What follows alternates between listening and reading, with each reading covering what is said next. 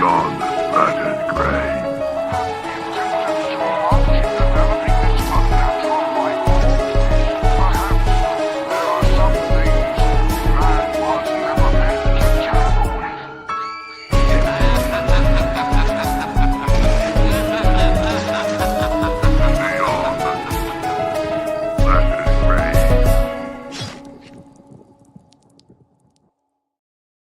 But yeah, I just like I was there. They needed me to pee in the cup. I couldn't do it. I sat around for an hour. We've all been there. Drinking bottles of water. Yeah, herpes is a son of a bitch. Just waiting for me to pee, and I just couldn't do it. I just had shy bladder. That would happen. Yeah, I had to get naked and stand in the bathroom on top of my head and wait. Yeah. So, yeah. Oh, yeah, that's right. We're doing the show this week. We're live. Yeah, we're live. We didn't miss a week or anything and not mention it. So, what's going on, fellas? What's happening? My fault. Sorry, guys. What's up, everybody? Damn Canadians. It was Canada Day. I had to celebrate. We don't celebrate our day anymore. I have to be mad at you. Oh yeah, we all have to hate Evan. That's part of the rules now. Okay. The rules. You and your chatty little brains and your little faces. Hey, buddy. You know, they took South Park off of all the streaming platforms. Yeah, I saw that. I've been following this. Because Paramount's like really pissed off at them right now. And man, that's pretty crazy. Well, I'm glad I have all the like episodes now. Like I have every single one of them. That's what I was literally just thinking. I'm like, I need to buy the whole series right now. Like I got to buy every fucking Blu-ray. I can't. This is that Park. Let physical media reign supreme, folks. This is why we do this. I would rather have friends who have the entire collection than nobody at all. It's how I've been watching Twin Peaks for the first time. I just bought the Z to A set and I've been watching through that. Oh, that's a good one, yeah. Yeah. Wait, is that the nice one or is it the one that's like it's the good one? Okay. No, it's the shitty one. It's the terrible there's one that's just in the like book and it's kind of like sloppy. This is the one that came out before that. Okay, yeah. Like that. Yeah. That's the one I got. Yeah. That's not the good one. No. What up, Shutter? What's going on? Evan, what's happening? He's showing off his toesies. What's going on, everybody? Welcome, everybody. I love every one of you. I missed you so much. Yeah, we're just getting back into the swing of things. I promise we're not gonna just dip out and miss out on you guys again anytime soon. We got this figured out. So we've been doing real good. For those of you who don't pop over to our channel very often, I did want to make a couple of worthwhile announcements for Splattercast just to catch us up on what's going on. We are now doing a weekly live show, the Sunday Scaries, talking about horror news. We're also going to be having guests and stuff. You might see one of these two ugly mugs pop up on there every once in a while. So definitely join us every Sunday, 9 p.m. Eastern. We talk a little horror news, a little bit of topics. You know, it's basically just this same exact show, but with like out you two. So I think it's a lot better, personally. We also don't wear shirts. Alex is haunted. Oh my God, there's a ghost next to him. That's what I was gonna say. So. Yeah, that kind of took the wind out of my sails on that because I was like, "What the fuck happened to your camera?" No, but it's we're doing that, so you can catch us over there. So that's been a lot of fun. I feel like I'm back in the swing of things as far as live streams go. So I feel like we're not going to be totally out of sync tonight. So let's hope. But what's been going on with you fellas? I have not been streaming. I'm the opposite way. I've been accidentally making videos that are way too long and then pressuring myself into finishing them in a week. I need to stop. And I'm doing it again right now. I mean, that's just, I guess, that's the name of the territory now. You just keep writing everything and you just keep writing and writing. You got to learn to edit. You got to learn to cut down the verbiage. Well, maybe use less word, make same message. Yeah, that video finally went. It was an hour and 37 minutes. Damn. Yeah, I would not. Fuck that. The Bo Was Afraid video coming, and that's going to be really long too. Like, if I dip into a third day, then no, it's not happening. I mean, the No Frontier video was like over 2 months of work. Yeah. Jeez. That's crazy. We're kind of in that mode right now with our stuff too, where it's like a lot of our stuff is changing and getting a little bit longer. Like It's like video you sent the intro from. Is that out yet? no, that won't be out till Friday. I That's wasn't even joking when you sent me. There's a video that Dylan is working on. He sent a section of it, and I was like cackling in my room watching it. It's a great intro. It's awesome. Yeah, it all kind of, it was one of those things where I've been nervous about this, and I have done so much prep work for this video. I mean, just like asset wise, because normally I'm sloppy as hell and I'm just gonna start picking things up as I go, as I think of it. But this time I really took the time to label all of my clips and label everything, make notes, and it's streamlining everything, but it's also like giving me the ability to like really go over things with a fine-tooth comb and feel like I'm still not like wasting away and spending way too much time on something. Yeah. I hope it turns out good. I'm sure it will. Oh, yes. But Luke's been doing some fun stuff. He's been dabbling a little bit more into your side of things there, Evan, with his essays. I love it. I enjoyed your recent one there, Luke, by the way, very much. You mean on Bloodlines? Yeah, it sucks that YouTube is being a jerk about it, but it's really good. Yeah, Oh, thank you. You know, I thought I hate it. No, it was pretty decent. It took me a minute to. I like doing the fun synopses on those things. You really went over a whole lot of different things I didn't even think about that I wouldn't have put in mind if I were to do one. So oh yeah, I just started like gathering information. I'm gonna do one on 28 years later eventually when that okay. hits. I haven't gotten around to it yet. No, you still haven't seen it? No. That what the fuck Oh. happened to the movie? I haven't even seen Weeks yet. Oh wow. Okay. Yeah, then you got to catch up on those. Yeah, you don't necessarily need to see Weeks to watch. It's not Years. part of the canon, My supposedly. cousin has been begging me to see Years, so I may skip Weeks for now and then like watch it after the fact. Yeah, it's not going to hurt you. It's He's like, I need Weeks to is like a talk little to someone bonus. about Years, because he's like, it's weird and I want to talk about it. Oh, Gareth says they hated the ending of Bloodlines. Oh man, Oof. I thought that was fun. I liked that. I'm gonna be honest. I don't think any of the Final Destination movies have good endings. That's a lie. That's No, not true. That's a Aside lie. from 5. Okay, yeah, there we go. 5 I like. All of the 5 other- makes the whole movie. Yeah. Like, No, I agree. 5 was a good ending. Aside from that, I don't think there are any that I'm like, that was needed. It feels like they add another scene on the end that I don't usually feel is necessary. Aside from 5, that was a good tie-in. That was great. I feel you. Yeah, no, it was definitely, that's a big surprise. It's really now when people duplicate it or do something similar, you know, everybody's just going to think about Final Destination 5. Yep. This I had a feeling was going to get brought up tonight as we get into our main topic here in a little while.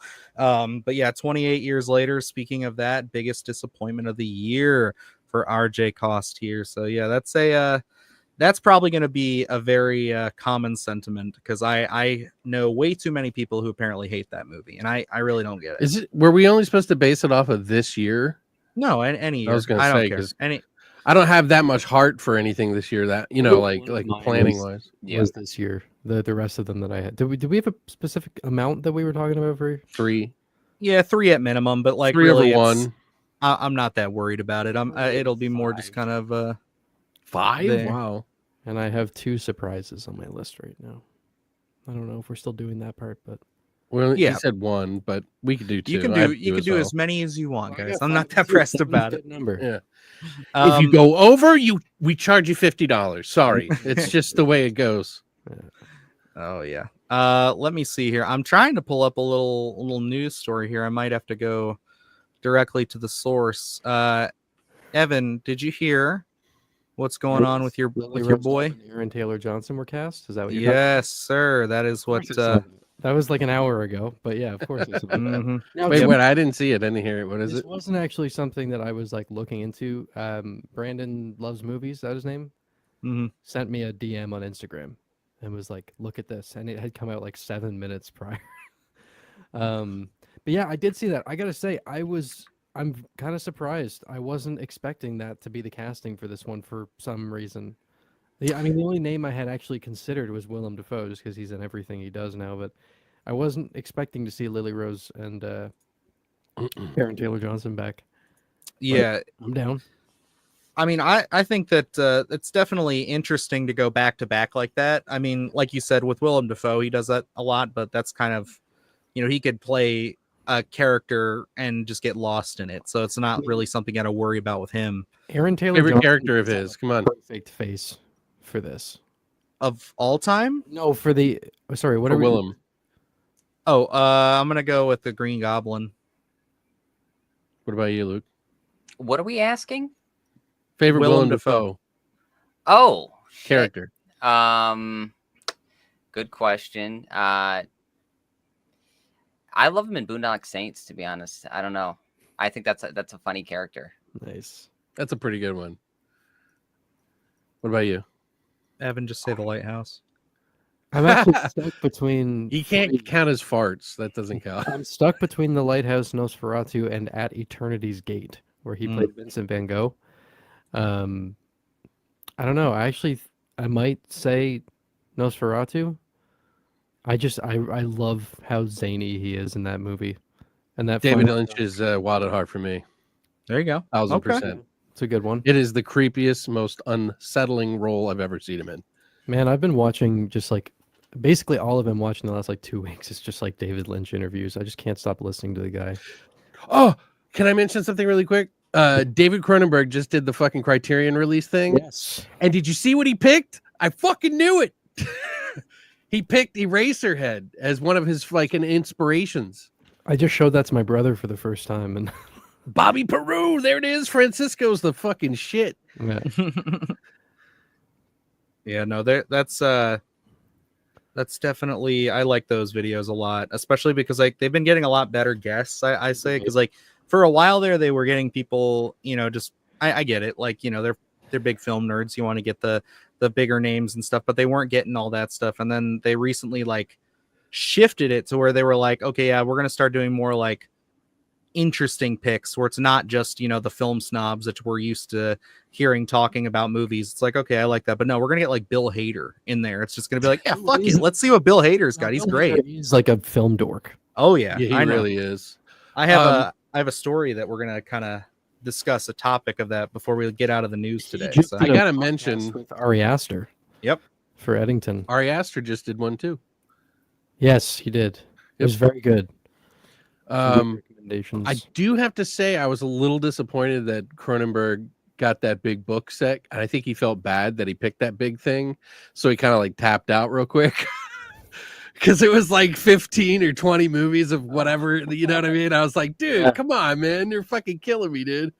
I don't care. It's like everybody, like if I was in there, I'd be getting everything that I'm missing. You know what I mean? Like Dude, all my have spots. you seen that set? It's like $500. So he Who was was like, it? There was a guy who went in there and he just had like a massive stack. I forget who it was, but there was like a famous actor who did that. That was funny. Oh yeah, that was great, by the way. Yeah, I saw that. Yes, yeah, that is actually, I guess we can talk about it now. That's actually the piece Davey? that I want to bring up. Oh, what's going on, Davey? Hey, Davey, what's up, buddy? How you doing, buddy? It's been a little while. But yeah, no, I actually was watching that podcast, and I didn't know I was going to bring this up. I have the clip on standby if we can play it, but you guys think we'll get dinged for that because it's A24? It's Yes. your channel, right? Tough to say. All right, I won't risk it. But everything. But if you watch that podcast, there's a moment where Bill Hader, I considered even asking to do this as a video, but I figured this would be more appropriate. But Bill Hader's talking about how he wrote a horror film. And it's like a weird body horror picture, and it's very strange, very kind of in the same wheelhouse as Ari Aster is like what he tried to claim there and what he liked. Makes sense. But yeah, dude ended up basically calling out without calling out that he had a meeting with Blumhouse. And he was like, because he's like, yeah, I had to go sit down with this guy. I knew going into it that like, it just wasn't going to be his kind of movie, because I've seen the movies this guy makes. They're just not his kind. And he was really nice. Right. He was really bubbly and excited. And I was just sitting there like, oh my Sounds God, great. it's Jason Blum. It's Jason Blum. It's Jason Blum. And he's just sitting there. I'm just like, Blumhouse had Bill Hader pitching them a horror film. The guy who wrote Barry, a horror film, and they said, just too weird for us. We'll do Megan 2.0. Yeah. But this is we can't take a risk on this. Like, what the fuck is that? Jason Blum was saying with Megan, he's like, we thought we had a superstar. We thought we could put her in any context and it would be a huge. It's like you had one goofy slasher movie that worked with her. You don't have. And it wasn't even a full success, in my opinion. No, I liked it. Sure. Yeah, me too. It wasn't like, it wasn't to the point where you can put her in anything. Had a very abrupt ending, and it didn't satiate. It felt like a fucking chapter of the fucking movie was missing. Yeah, Bill Hader was he was in Beau is Afraid, which is always fun. I mean, he's, what is it, 3 seconds he's in it for? But it's like 2-3 minutes because he's over the phone. No, so... it's not the same voice actor. He doesn't play the guy who actually has the phone conversation with him. Oh, really? He does play the guy later, but not over the phone. Oh, damn, he sounds he's just like him. He's literally in the movie for like 2 minutes. At least from what I could tell. It didn't sound like him to me. Well, I think it did, so now we have to battle. I hope you're right. No, I'm kidding. I'm sure in your research you'll come across that answer for us definitively. I'm trying to find the clip because I want to get the verbiage down. He's mentioning Veronica a fair bit. I really liked that movie. Oh boy. Did they make a sequel for it? I don't know. I haven't seen it since it came out, but I really liked it. I thoroughly enjoyed it. Is that the one where the girls play Ouija board in the basement and then it causes like all the problems? Yeah, they made a sequel for it, and it didn't really. Nobody remembers or knows it. It was on Netflix too. Yeah, I don't know. I'm pretty sure. I'm doing a rewatch of it, but yeah, we can see the chat. Yeah, we can see you guys. Oh yeah, we can see everything. We just don't care. No, I'm kidding. No, I definitely care. It's these guys. They hate you. What the hell?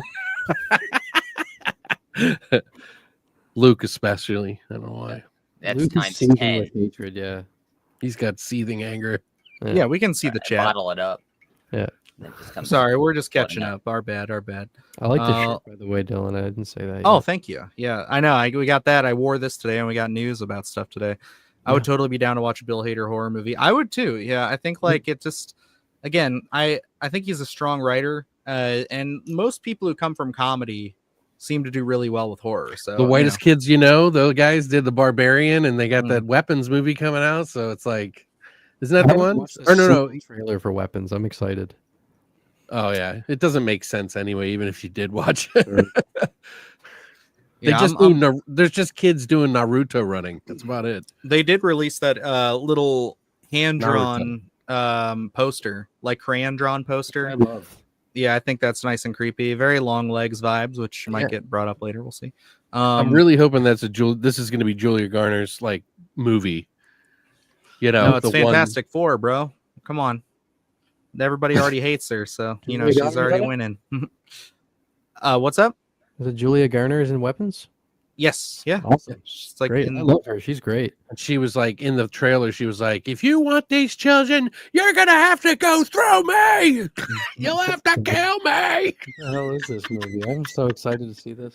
Sorry, it's a Ozark reference. Yeah, Ozark was so good until the last 20 minutes to me. I thought the last 20 minutes were just terrible. They ran out of steam. But the show overall is great. The end of the second or third season where they play the fucking Run the Jewels song? I don't remember. I think it's the third season. Good show though. Yeah, amazing. That ending was so amazing. It had me hooked. I just rewatched Succession because my brother hadn't seen it and wanted to go through it, and that to me is like the most well-written show I've like ever. It's perfect. There you go. Good. Damn, Megan was bad, but I think Megan 2.0 doesn't even count as a horror movie anymore. I hope you didn't have to watch it. We did. Luke and I weren't going to miss that one out. So yeah, we saw that. It didn't work out, but I did want to kind of bounce back here just to touch on that because RJ Cost says that did Blumhouse ruin horror? I don't think it did, but I can understand the argument that it did. I would agree with them that Blumhouse certainly isn't ruining horror, but I think that they are. I guess the best way to put it is I think they're shooting under their potential. They're undercutting themselves at every corner. Well, and here's one thing I'll say too, like in terms of like Blumhouse, and you can put like James Wan movies in there as well. In some ways, there have been negative effects from those, but I'm of the opinion that we're currently in somewhat of like one of those like historical ages for horror, like the amount of creativity that's happening right now. And I don't know if we would be at this point if Blumhouse hadn't caused such a massive explosion of You got that right. popularity for the horror genre through the 2010s. So like, yes, there are trends that they popularized that have resulted in a lot of really cheap horror. But I don't think we'd be able to have a lot of the really dope shit that we have right now if Blumhouse hadn't blown up the horror genre. And, Yeah. you know, with Gaped like, the hole. yeah, so to speak. it's so influential. I don't think you can have one without the other. Something I was thinking of is like, you know, every director, even the best, like look at John Carpenter, like you have a few stinkers, you know what I mean?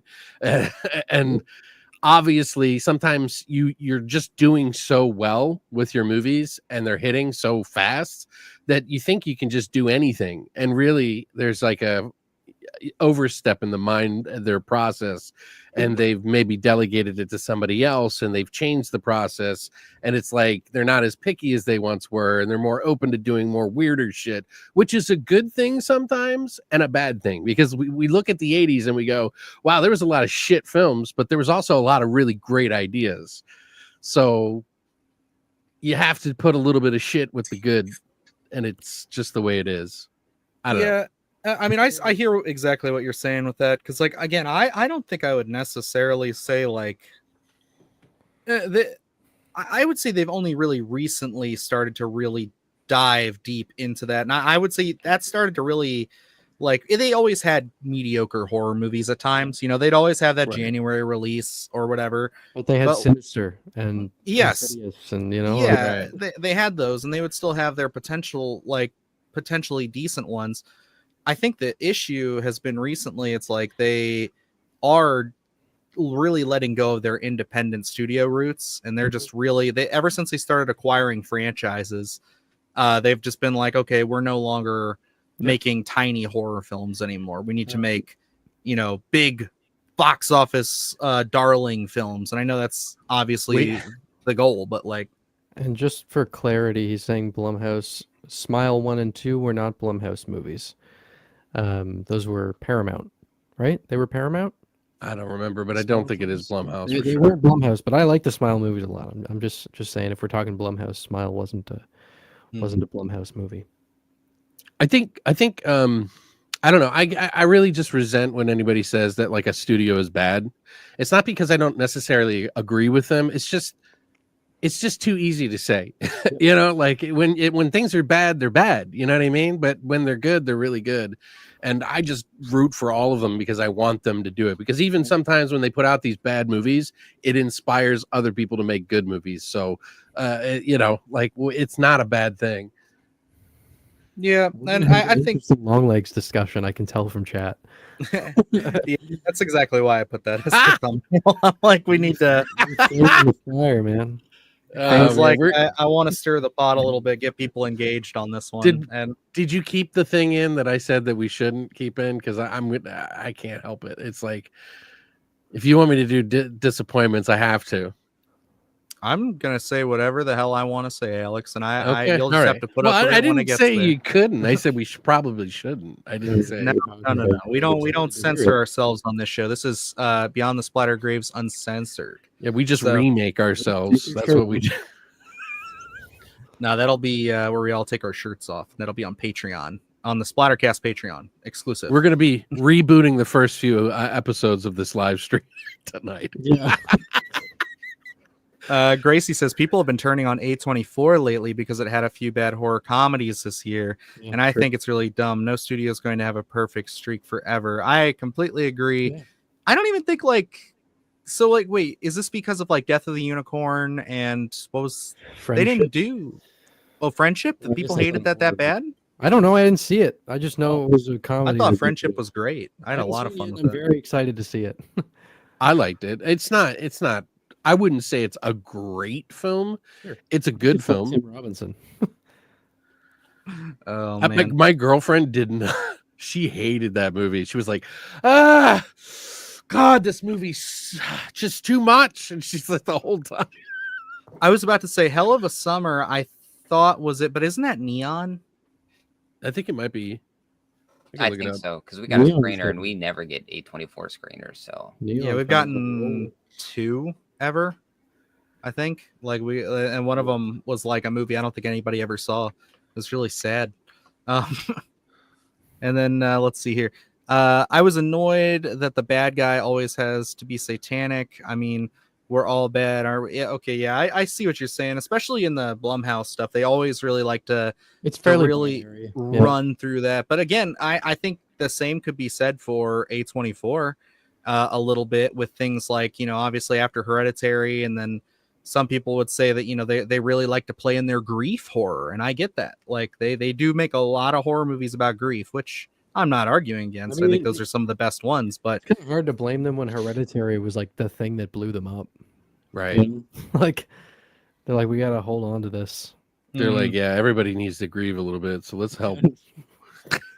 But they did do the everything everywhere all at once, and that was a really positive kind of happy movie. I'm really glad to have these like hits and misses, like studios like A24 and Neon, who are just like trying weird shit. Like, still the fact to me that A24 gave Ari Aster like $35 million to make Beau is Afraid. I'm like, thank God this kind of thing can still happen, whether or not you like that movie. The fact that someone got that much money to make such a fucking weird movie is good for the medium. Like, that's just you have to take risks, dude. You never know what's gonna fucking happen. Absolutely. That's why the 80s is great. That's why I love the 80s. They actually took fucking risks. They lost a lot of money, but they took a lot of risks. It's true. Yeah, they were always guaranteed to make some pretty oddball, weird stuff. I remember, and I still think it is to this day, but some people refer to A24 like it's its own genre. You know what I mean? Or it's like every A24 movies. Right. It's like I hear a lot of people who don't watch a lot of movies in general, or even just horror stuff, be like, I like A24 movies. They're the scariest. And it's like, yep, all right, buddy, you got it. Look at you. I love you. Yeah. Let's not jump into it just yet. We're gonna do it. I don't know. I have a feeling I know what you're doing right now, but I don't know. Yeah, he's prepping it up. He's saucing me up good. I don't even drink right. I was gonna say about A24 though. That's the thing. I notice with a lot of people, and this may be an age thing, because I think I'm pretty old, and I think I like movies that do double, sort of like where you can't tell if it's a comedy or a thriller. I really like that, and a lot of people do not like that. I love it. But I love it because it kind of keeps it like a mystery for me, and I feel like I don't know how to feel, and so that's like a very uncertain way to watch a movie. It's like I don't know, it's like riding a roller coaster that you've never been on before. It's just fun. Yep. I understand a little bit of what Davey's saying, because I do feel like there is an element to friendship that the only thing I really had to criticize about it, I really enjoyed it, and I plan on watching it again. But it's one of those things where it's like, you are kind of waiting for it to finally commit at the end, and it feels like it never does. It doesn't pick a lane. It decides, I'm going to completely remain in the middle, which is fine, and I still don't hate it, but I definitely agree that it also feels good sometimes when it's like, we are going full-blown horror. Like Coffee Table, perfect example, opens with a lot of comedy, very much comedy, and then something happens and it sucks, and then you're like, oh my god, what happened? What's going on? And it's terrible, and then you're crying the whole movie. It was a nervous laughter. Yeah. Oh, someone was not pleased in my Jurassic Park video I did. I said something. I compared the books to the Coffee Table. I was like, oh no, this is what I said. I said it makes the books will make the movies look like an episode of Bluey. And then I just did the scene, the hallway shot, and then as soon as you hear the thing drop and everything shatter, I just had the Bluey music pop up, and I was just like, fuck yeah, this is great. Somebody hated that. They were pissed off. I rewatched that recently because my buddy has been wanting to. I told you guys, my friend's been wanting to watch some disturbing movies, and was like, the most disturbing thing I've seen is The Substance. I'm like, okay, well, we have to work you up, because he wanted to put some disturbing film. I got some new ones for you if you want to add them to your list. They're fun. No, so we did Coffee Table recently, and at the start he was like, oh yeah, I think watching it with someone makes you attached to the humor more than watching it by yourself. But like for the first while, he was obviously disturbed. But he was like, "Wow, this is still funny." But then by the end, I looked over at him, and he was just like, like, just broken. I mean, Yeah. if I was still smoking, I would have smoked an entire pack of cigarettes for that movie. I have fully gotten on board with it. By the way, I fucking love that movie now. It's amazing. It's It's so good. it's a feat in cinema for And me. it is Like, really funny. Like I think after you've seen it a couple times, you can take a step back from the horror of it and just like focus on how funny the script actually is. yeah, exactly, As Gracie. soon as she walks in with that no bad days shirt. Yeah. Just like, Yeah. Yeah. And they always have like headshots of things. Or, Like you whenever they're like, when she's in the store at the start, they have like something coming over the speaker, like super absorbent towels on aisle 3, and you're like, man, come on now. I was the scene that got me when I was cutting together that video, because I was just parsing through the movie, was like I never actually noticed, I think because I'm so stressed out, the couple times I've seen it, where it's like when he goes to talk to the neighbor, he still has like blood all over him and shit. So it's like he goes to talk to the little girl, and the guy comes in the hallway. Nobody like says anything. Like nobody even like pays any attention. They're just like, he oh my says- god, A red room, but like that doesn't look like. yeah, he said I'm painting. Yeah. that's right. Yeah.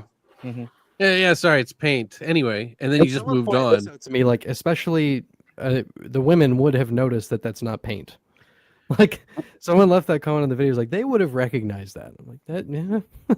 Where I So- started laughing is that part when they go in the toy in the room where the baby's room is, Dude, and he has all of his toys that he got when he was a So- kid, got the picture. and I was just like, so much like you. I was like, oh come on, like, this is too much.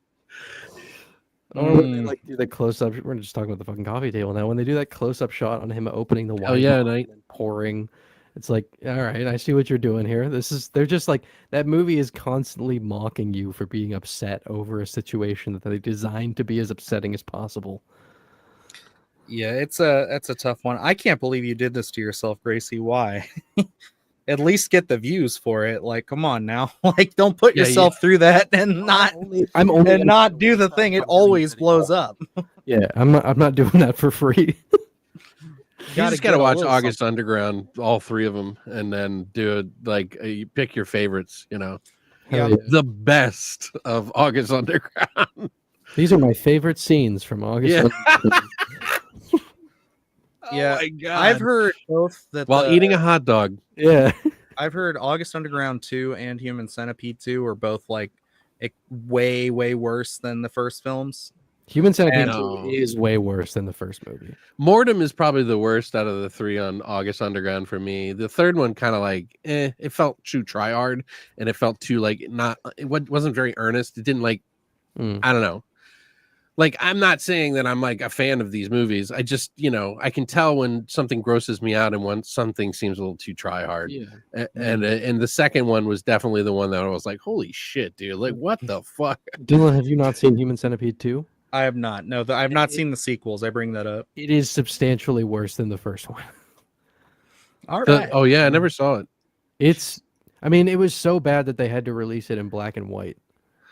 I feel like people are going to be upset with what I have to say about the first one, because I actually go through, it's almost like they're getting an extra pick in the video, because I spend like the first 4 minutes of the video giving my thoughts on the film, because I had not seen it since the first time I saw it way back in the day. So it's one of those things where it's like I was really coming to it not fresh. I knew the story way too well, but like just experiencing it as its own thing for the first time in ages. Does and Luke I have a lot to watch say. these movies with you, or do you just No, put he subject watches yourself? he watches the Japanese ones, which is sometimes even worse. Mm. Did you see that Noroi the Curse is finally getting a standalone Blu-ray release Mm-hmm. from Umbrella? It's in the J horror. Yeah. From Arrow. Yeah. No, Good I don't. lady. I really don't know how deep Luke wants to go down the disturbing movie rabbit hole. It really depends. Wedding Trough seems like a good time, but Yeah, other than that, I don't. it's a good I start. don't know what else. What Yeah. else I want to get into. I I like a good love story, so You were involved, right? yeah. Of the making, I was really hands on in production, certainly. You guys are all going to hell. That's what you guys are doing. Sorry. Sorry. Oh man, let's see here. Yeah, Penelope. That's the one that I first kind of was like, Okay, is this real? That's the one that. What's his name? Oh yeah, fucking Tiger thought Blood. was real. Tiger Blood. Charlie Sheen. Charlie Sheen. Yeah, he thought it was real. I'm calling the FBI. He's like, they're doing what I'm doing in my house. And I gotta call the FBI on them. Bye, baby. Take care, buddy. All right, take it easy, my friend. Enjoy the movie. Yeah. You're gonna miss all the fun, dude. All of the opinions. All the hatred. Let's see here. And I know there was another story that had stuck out to me because I know we're probably just gonna jump right to the topic at hand here, but I know there's at least one more. Here it was. So the folks behind Deadstream, I believe you probably also got tagged in this, Evan. The folks behind Deadstream are going to be making a new Amityville horror film. Really? Yes, and it actually seems like we're getting a real solid attempt at finally reviving that franchise a little bit, and not just straight to DVD sequel. You know what I mean? Like, we're not going there. It actually seems like they're going to try to really bring something to that. Are they doing Deadstream in Amityville, or is it going to be a serious movie? Because like Deadstream was a comedy, so yeah, I know that Deadstream was a comedy. I'm trying to find the article. I just had it. But like I just know that the creatives of that are attached. I'm kind of weird with Amityville in general right now because I've been working on a video on The Conjuring 2, and while doing that, I have been researching the Warrens and like the real cases of these, and it's just so shitty. But like, I'm excited because I like the Amityville movies, even the remake with Ryan Reynolds.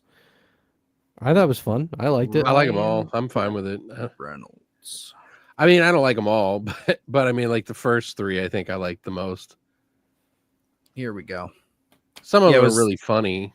It was Deadline. So it says Hard Eyes and Barbarian producers teaming on new Amityville movie. Deadstream's Joseph and Vanessa Winter set to direct. Nice. Yeah, so I love their little short that they did at the end of one of the VHS movies. The one where Puck, where she goes down into hell. Mm-hmm. She was great in that. I need to catch up on those. Like a lot of the newer ones I haven't seen. I haven't seen a bad one yet. I mean, people say they're terrible, but I don't agree at all. I don't know what they're expecting. The shit out of me the first time I saw it. I'm trying to see if there's any extra details here about this real quick as I'm reading the full article.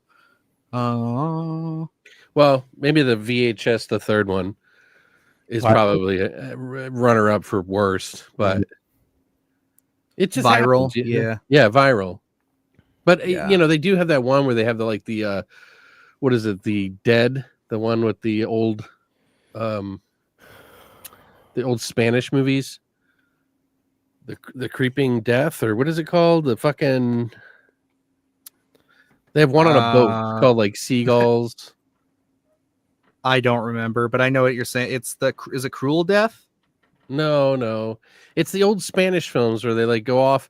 This girl's on a train and she takes the train, and then she gets off the train and then walks over to this like dilapidated like castle, and then all these like dead people in robes come out. The old like I don't know, and they're just like skeletons, and they just come at you all slow.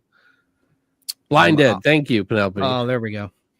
That was the one good short. It was with the kids with the short. They were skating around, and then that came out of the sewer. It's one of those guys. The Templars. Yes, thank you. I never even watched Viral. Like I saw the first two, and then I saw whatever one of the new ones had the funeral home. That was one of the first new ones, actually. Yeah. Whatever that one was, I saw that. I think the guy who did that one is the guy who did Seance, the movie Seance, and he was also the writer on Blair Witch with the new one. Oh, the one with Have we heard anything else about this new Blair Witch they're talking about? No, nothing. Not a thing. It's gonna suck. Yeah, everything's been tied up. Suck. That's also Blumhouse, isn't it? Yes. I don't want them to get everything because if we're gonna do this, and And apparently that's not all. There's a big again, this is rumor mill, rumor town 5000. Elm Street. So everybody please, so no, it's not Nightmare on Elm Street. It's Friday the 13th related. I was watching Mike from We Watched a Movie. He was kind of reading the tea leaves a little bit, going into some stuff, connecting some dots. So again, take it with a grain of salt. But apparently, the Jason universe put out a tweet or a thread or something on one of their social medias, basically hyping up that they were going to be like on stage with Blumhouse at Comic-Con for a very special announcement. But it's Jason universe, so we can't make heads or tails of that, honestly, because they could say a very special announcement is that NECA is going to eventually make action figures for Jason. Announcement that you get about a Friday the 13th movie after this long is that Blumhouse has bought the rights to the franchise. I'll be of two minds, because on one hand, he said the same thing in his video, but I think it's absolutely right. I think that I'll be happy that at least a movie is being made, so that means that there is some life in the franchise. We can finally get this thing in front of some people again. Because I feel like the fact that it's been dormant for so long is why, we make Friday the 13th videos, nothing ever works. No, they always underperforms because nobody fucking cares. And I think that, like, on the other hand, I'll be furious that it's Blumhouse, because it's just like, what are you gonna do? What are you gonna do to anybody other than them? I mean, just anybody. It's such a shame too that they got. I mean, obviously we don't know. We have to wait and see. But like, I am bummed they got Saw, because Saw X was really good, and it felt like we were in a good place for the franchise and the storyline, and I was excited to see where it would continue. I don't know. Maybe they'll be on an upswing, dude. Maybe. I don't know. There are Blumhouse movies I like. Exactly. I don't hate Blumhouse. I liked Freaky. The imagination. I liked Freaky. I liked the one you did, Sinister. Look, I've defended even some bad Blumhouse movies, because I think when you put Blumhouse at the front of something, you get movies that like aren't terrible, but because they're Blumhouse, people are like, oh, these are worthless. There's no value. Sorry about that. Even something like that's not a good movie, like Exorcist Believer, was not, to me, as bad as people were saying it was. Especially through the first half of the movie. There's some good shit in the first half. It's, or I mean, Night Swim's bad. Yeah, Night Swim's bad. Were really good. Imaginary's not great. But it's so stupid that it's fun to watch. I have a Blu-ray of it. Well, there you go. I'm proud of you. I actually like this one here, Chud, because I think wasn't at one point. Didn't you have an issue with this, Luke, or were you on board with this? I forget. But wasn't Jordan Peele, like, years ago, when like Get Out had come out and Us had come out, wasn't he supposed to be like, or he had pitched a remake of Chud or something? I think there was talk of it, especially because there's a videotape in Us or whatever was one of the things. That was a big discussion coming out of that film. But I don't know if there was ever actually any movement on it. I just know he was heavily influenced by that film. So I don't know if there was actually anything. Yeah, he had the tapes. All lined up. So I don't know if there was any actual discussions on that, or it was just kind of, I would love to see Jordan Peele do Chud. He had it in it was Us, right? Is that what you said? Us, yeah. Okay. Yeah. Was I going to say, I don't know if it was with you guys or somebody had asked me, what would be like your ideal remake? And I was like, Chud. Because you could do so much. It's like that movie is one of those movies that if you really watch it, there's only half of it is good. The parts that are good are really good, but the rest of it is just throwaway garbage for the most part. Like, truly, I like some of the actors in it, but it's just too much talking. Like, all we wanted was monsters, man. Just give us the monsters and none of this, like, I'm falling in love and like this guy's crazy. And I don't know. Like, what was the guy? Was he a police officer? He was in Cue the Winged Serpent, the same guy. Yes. Mo something or another. Are you talking about from The Stuff? Oh, maybe he was in that one too. Mo Money? You might be right. Hold on, I'll look it up. Yeah, I like to go back. This was something that I think like Good Bad Flicks made a comments about years and years ago. where it was just like that age-old saying of like they should go back and remake bad horror movies from the 80s and stuff. It's like I really think that there's a lot of stuff that we could definitely go back and play with, a lot of little franchises, like even if they're not necessarily bad by like our standards, but they didn't perform well. It's kind of like, what if we bring back, I know the big one that Luke and I are always talking about is like Killer Clowns and Critters. And like Maniac Cop would be another one that's probably pretty fun to go back Killer to. Clowns Stuff is like happening. that. He was in this stuff. You're right. You didn't Michael hear Moriarty. Who's doing Killer Clowns? Yeah. Look this up. I'm fairly sure that Ryan Gosling is involved in this. Yes. But yeah, no, they are remaking Killer Clowns. It is getting a new one. Yeah, he's a huge fan. Yeah. Well, I put up an article we talked about. I think we might have talked about it on one of our lives. We talked about it on here. I don't know. I'm running on empty tonight, so I'm like I'm missing. There's one of yours. There's one of yours. We did the news. I know I did a video on it on like I think on TikTok at least. Oh yeah, he's producing for Amazon. Okay, yeah, I got you. This was in April. Jesus, I believe that his version will do good, and the reason I do is because I don't think he'll skimp on the good stuff. Yeah, like so many people want to take them CGI. We need to stay the fuck away from that. That's not going to make Killer Clowns. You cannot make a Killer Clowns movie CGI. Okay, I understand a little bit, but don't do it at all. Yeah. I say go full CGI. I want like full CGI Clownzilla. Damn it. I want it all. Like, and I want like 90s, early 2000s liquid CGI. I want it to look like the Abyss. I was just rewatching The Conjuring 2, and that has a baffling thing to like. There's no reason for Valak to be CG in that movie. They didn't need to do that. Yeah, they did. Okay. Well, keep in mind, a lot of times they do a physical person, but then they CGI over top of it. Yeah, but they didn't need to do that. I know. I hate that.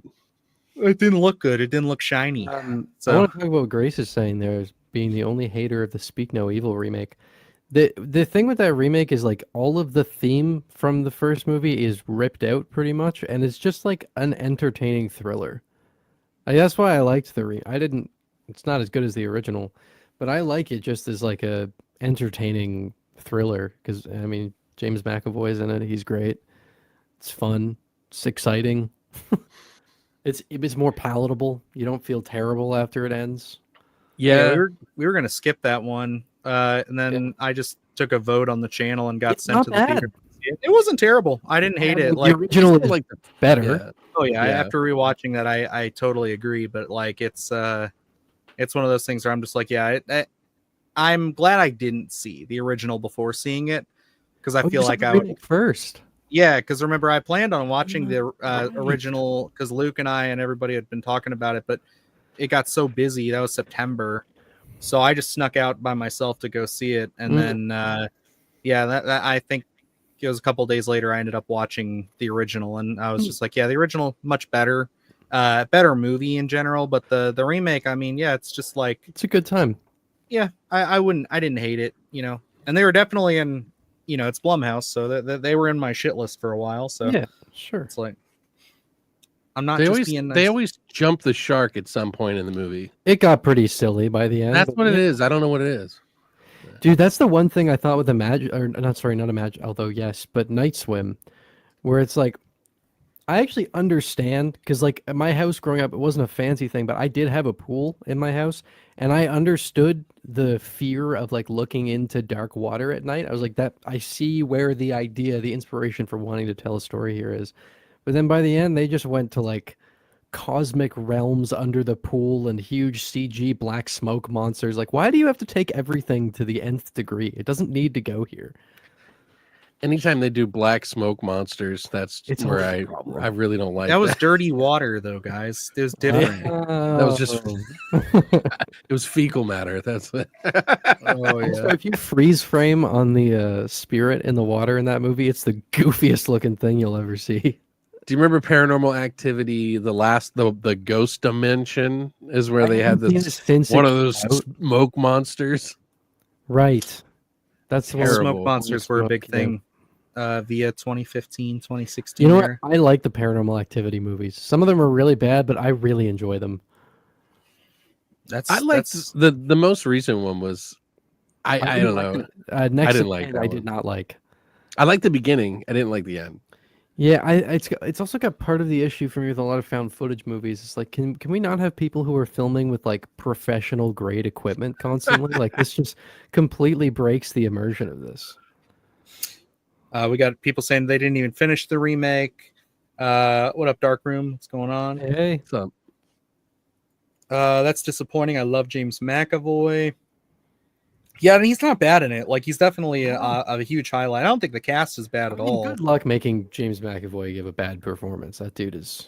He rides the line really well in that movie. Yeah, he does. Honestly, I was concerned with the the writing. Trailers. The trailers showed every like amped up moment of him, so I was like, is he just gonna be like this the whole time? But he's not. Like I felt like he, as you said, he rode the line of it very well. Yeah, He's done it in other movies. Yeah. Sorry. Oh, it's all good. I was just answering the question here. I was like, I don't blame you at all on that, especially because like once they start hopefully getting back to their roots, I mean, we'll see how some things go. Like I'm still optimistic about oh Jesus, what is that movie? Black Phone 2. I'm still very optimistic about it. I think it's going to work out. I haven't watched the trailer, but just based on what I'm hearing, the way people are describing, I'm like, this sounds cool. I really hope it works. I think that would be a huge win for not only Scott Derrickson, just because like, you know, that would be a way to kind of cement him, I think, a little bit further up the chain, even though he's made Marvel movies and shit. He doesn't need it. But I think that would definitely, if he can make this franchise work, because he didn't really get to shepherd Sinister 2. I mean, he wrote it or co-wrote it. Yeah, he but did. That was about it. So, you know, I want to see him continue it. Delbert Grady says the Babadook sucked. I mean, I know why people say it. I mean, I don't. I think you know. I don't think it sucks, but I understand why people those feel movies that way. that got like overhyped is like the scariest thing ever, and then it's like a slow burn, emotional thing, and people were probably disappointed. It's I the love kid. that movie.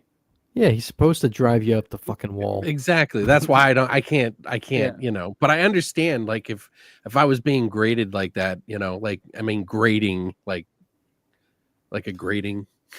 Yeah, if you were irritating. If the child was grating at my nerves, then I would probably not like the movie too. Yeah. I'll be right back. I gotta go check something real quick. Okay. Yeah, a check his toilet. PG-13 Terrifier would definitely suck, Gracie. You're not wrong about that.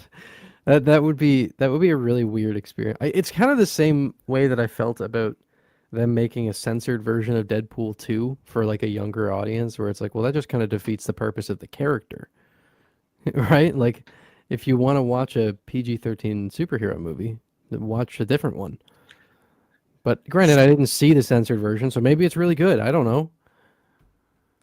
It just seemed weird to me. I think that's a valid point, though. I don't know about PG-13, but at least use him to be scarier. What? I don't even. Clown? Yeah, Art the Clown. I don't know how a Terrifier film would work as PG-13. Yeah. It's hard to do this rated R one because they're always unrated. Well, I don't think they have done one. Yeah, so it's like Yeah. That's what you can't even. It's hard to make a case for a rated R Terrifier, let alone a PG-13. Yeah, but I mean, I could see them somebody wanting him to be scarier, sure, instead of just like obscenely, like, you know, kind of ridiculous a little bit. Yeah, no, that's fair. I think there's like a tone to some of the early short films with Art the Clown that's a lot creepier. Exactly. Than what we got in the movie. And I know that he said that was kind of coming back for Terrifier 3. I didn't feel like it was quite there. But like if you watch the first, like the Terrifier short film, it's really good. And it's got this like just creepy, like real grindhousey tone to it. That's what I loved about it. That's why I like it's a great short film. I actually like that short film more than I like the first Terrifier movie. Well, and the anthology as well. All Hallows Eve I like. I really enjoy that movie. The second one is garbage. Yeah, it's not so good. And the thing with the second movie too is that those weren't short films that were made for it. Those were short films that already existed that you can find online and just watch, because there are some good shorts on there. Like the first one where she eats the pumpkin seeds. That one was awesome. There's some solid ones on there, but they weren't made for the movie, and you can find them in other places without having to sit through All Hallows Eve 2. Were you going to say something, Luke? I'm sorry, man. I hope I didn't cut you off. No, I don't think so. You're talking about shorts that were made prior to, like, leading up, or are you talking about like the Ninth Circle? Yeah, like that? well, more so the first Terrifier short, but Ninth Circle too. Yeah. Yeah, I'm just curious. What do you guys think of? So, obviously, there's a strong Terrifier fan base. It would be. Do you think fans are more accepting of those types of rated R? I guess teetering rated R shorts because they were prior to these unrated films that dove really deep into the gore and then, I mean, slicing bodies in half. Would they be accepting after the fact that we've already had so many things, or would there be so much criticism like that it'd be like it's not the same? It's probably a different audience in general. Like, I think, but like Ninth Circle especially is like a totally different. Yeah, I think it would reach a different audience, certainly. But obviously, you're going to have Art the Clown diehards coming in, and would they be accepting of it, I guess, is my question. Or would it be, a lot of them wouldn't it's not the same. It's we miss Art slicing off heads and putting salt in wounds and things like that. I think part of it, too, that's important to consider is, like, I imagine if Leone had the resources at the time to make those early short films as gory as the Terrifier movies have gotten, he probably would have done it. Like, I don't imagine that he was holding back on the graphic nature of it due to creative decisions just based on what we've seen him do. I think it probably just came more down to like a resource thing, but sometimes that can benefit, like, you know, Jaws had the same sort of benefit where the resources led to the movie being like 10 times better than it would have been if we'd seen the shark lots. So sometimes those kinds of things, you know, outside of creative intent, it can have a huge impact. Yes, you were right, by the way. It's called All Hallows Eve is called Trickster. Oh, God damn it. Deja Vu? It's called All Hallows Eve Trickster. I actually reviewed it. It's unrelated, isn't it? It's the production team. It's like the producers of the first Terrifier movie. Oh, okay. Which he is a part of this thing. Here's the cover. Okay. They have another one called Inferno coming out. Yeah. This is much more of an anthology. It's like kind of like they did the first ones, but it's like different creatures. I felt it was a little lackluster, but some of the creatures are kind of cool in that sort of get out there and do it yourself kind of way. Yeah, and I mean originally the intention for All Hallows Eve was to do that. Like Leone signed on to the first one originally just to make one short. The guy wanted to acquire his previous two, and then he's like, I'll make one. Or he wanted to acquire Ninth Circle, and then Leone was like, let me make one, I'll do the wraparound segments. So he just kind of like took that one over, and then 2 was, I think, more in line with what the guy originally wanted to do, because Leone wasn't the creator of All Hallows Eve. He just signed on and gave all this stuff to it. Nice. So where it is now, like, he's not. I don't think I've ever seen the sequel, All Hallows Eve 2. I've only seen the first one. Oh, man. It's worse. Rough. It's rough. Here's what I'll do. I made a playlist of all of the short films from All Hallows Eve 2, because they're all on YouTube. I'll just send you that playlist. Wonderful. There's a couple of good ones. Oh, okay. So it's not all a lost cause. It's not all a lost cause, but the issue is that they have like 3 good ones, and there's like 26 shorts in that movie. And then they also have these unbelievably, like, egregiously tacked on wraparound segments in the movie. Oh, yeah. They kind of do that in this one, too. Yeah. It's really terrible, kind of. Yeah. The wraparound is like some like 3D animation thing that they did, which, you know, I like stuff like that, but it just felt so obligatory. It didn't make any sense. You're never going to top the like animated creep show wraparounds. That's not going to happen. Oh yeah, no, I mean, those are pretty good. What? The animated ones? No, from the movies. Yeah. Oh, you know, they start out as comic books. Right. Sorry. I have this thing about anthologies, though, because like I feel like everybody looks at the Creepshow movies, which were made with like the most amount of money most fucking anthologies are ever made with, you know, and then they go, well, that's the form, you know, that's the base of every anthology should be just like that. And it's like, yeah, no, producers don't do that. Yeah. Can we go to the topic? That's what I was about to say. I was just waiting for y'all to wrap up. I see we're having some Art the Clown discussions. Mhm. So here It's our we reboot are. reboot of the first 2 episodes. Remember? Yes. Alrighty. So Terrifier today's 4 is a requel. discussion, our first, I guess, real. Is this the first topical discussion thing we've done? Really, or is this? No, sure. No, we did. Okay, yeah, we did the Christmas special. That's right, we did do that one. But we've done some movies, but yeah, this was something that I was just I was racking my brain. I knew we had to think of something, and I don't know. I think I had scrolled past someone bitching about 28 days later or 28 years later again online, and I was just like, you know what? I get it.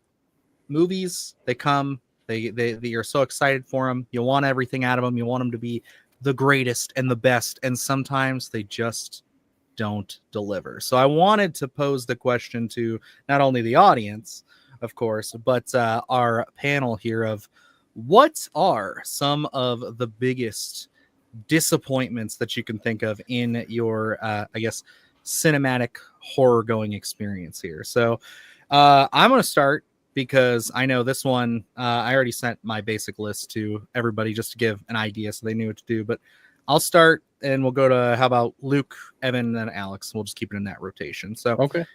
But mine is simply not probably one that people were going to really remember and or care about. But to me, this is a filmmaker I really love. This is somebody that I was really excited to see what they had coming next. And I can say after the film they did after this one, I still very much love them and I still very much trust them with what they're doing. And that is Alex Garland's Men. This was a body horror Alex Garland film. It should have been everything I could have wanted from it. And I thought that it was extremely heavy-handed and it just didn't really offer anything for me to chew on after. Wait, and heavy-handed? Yeah, it was. I don't get the reference, Alex. Are you saying it's too woke? Is that what you're trying to? Yes, it's too woke. If that's what you want to, if that's the terminology today, yeah, it's too woke.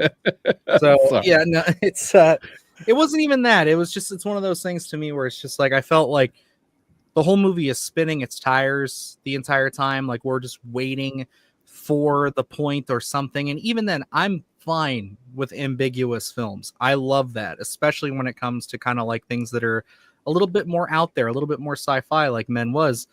And I just felt like we never got any amount of resolution. We never really knew what the stakes were to begin with, other than just this town of people with a lot of people who look the same are harassing this woman. And that's pretty much the whole movie. And I got to say, it was one of the bigger disappointments. And funny enough, actually, now that I think about it, our first film review on the channel. So it was one of my first as well. I reviewed that very early on the channel. Yeah. But yeah, Christine Man, and I really liked certainly. it. Me too. I like it. I totally see what you're saying with it being like, just it feels really shallow in the way that it explored the theme that it was tackling. Especially considering like if you're gonna make a movie that kind of has like feminist themes, you should probably hire some women to work on the movie, which they didn't do. It was all men, which is just kind of ironic. But no, I like the movie. It's like enchanting. It's got this Like- cool, like dreamy vibe to it, and the fucking ending of that was so crazy. Like I left the theater giggling. It was just I had such a blast with that. Now, I'm not saying that part's not amazing. Like I think that's super funny and it's awesome, but it is not getting across the point I think they wanted to get across with me at all. I was just like, you know what? Just not it's funny, it's weird, it's out there, it's going to be stuck in my head forever, but it is not something that I plan on revisiting. I've been Luke, for a video. I will watch your video on it. I'll watch people talk about it all day long, but yeah, I just don't know. I might have to at some point revisit it. But Luke, what is your first big one for the disappointments? Well, my first pick is the start of a franchise that I feel like got on track after this with its concept, and I was excited for the concept, and that's why I think it's such a big disappointment for me. Is the original The Purge, just because it was something where that idea of everything's legal in one night. We're going to be able to go through the city and, see what's going to happen. And, they got there eventually, but that first one is so secluded. And I just wanted so much more out of that concept because it is such a rich concept. I mean, sitting here now, we know what you can really get out of a film like that, but it just felt like it was a wasted opportunity to really ignite that franchise and really get going. Because I didn't know after that one, I remember sitting down watching that. I watched it on VOD at the time, and I was excited to see what we were going to get out of it. And I was like, okay, we're in a house. And then, it just kind of went on for that. And I was expecting, let's get some more mileage out of this. And I just felt, after that, I just felt very underwhelmed, especially having like Ethan Hawke in there. I was expecting a little bit more out of that film. So it was certainly underwhelming. Like I said, we got there eventually. It was just that first film, especially when you have a unique concept like that. I think you really want to show so many different aspects of a film like that. And I just think it was kind of a little bit wasted to start the franchise. It's like an annoyingly typical home invasion movie. Yes. Like they had such a cool concept, and then they just did a regular home invasion with it. It's like usually we support stuff like this, right? Where it's like they have a big idea, but they start with the smaller movie first to get off the ground. But yeah. I agree. I feel like Anarchy is the perfect pitch of where I want this movie to be. And that's the next one. I like kind of being in the streets, feeling that kind of like Escape from New York kind of vibe where it's just different gangs, different factions all running around the city. Like that's the Purge at its peak for me. That's where the sequel, that's where I got the feeling that I wanted out of the original. Like when I had sat down and watched the original, when I got to the sequel, I was like, okay, this is what I wanted out of my initial viewing of The Purge. Mm-hmm. Absolutely. Okay. So we got Men, we got Men, The Purge. Evan, what do you got up on your list, sir? I'm going to start with a very recent one just because it's the most fresh in my head. And I'm sorry, Dylan. It's The Wolfman. You're just taking that from chat because I was going to say it's been on my list for hours.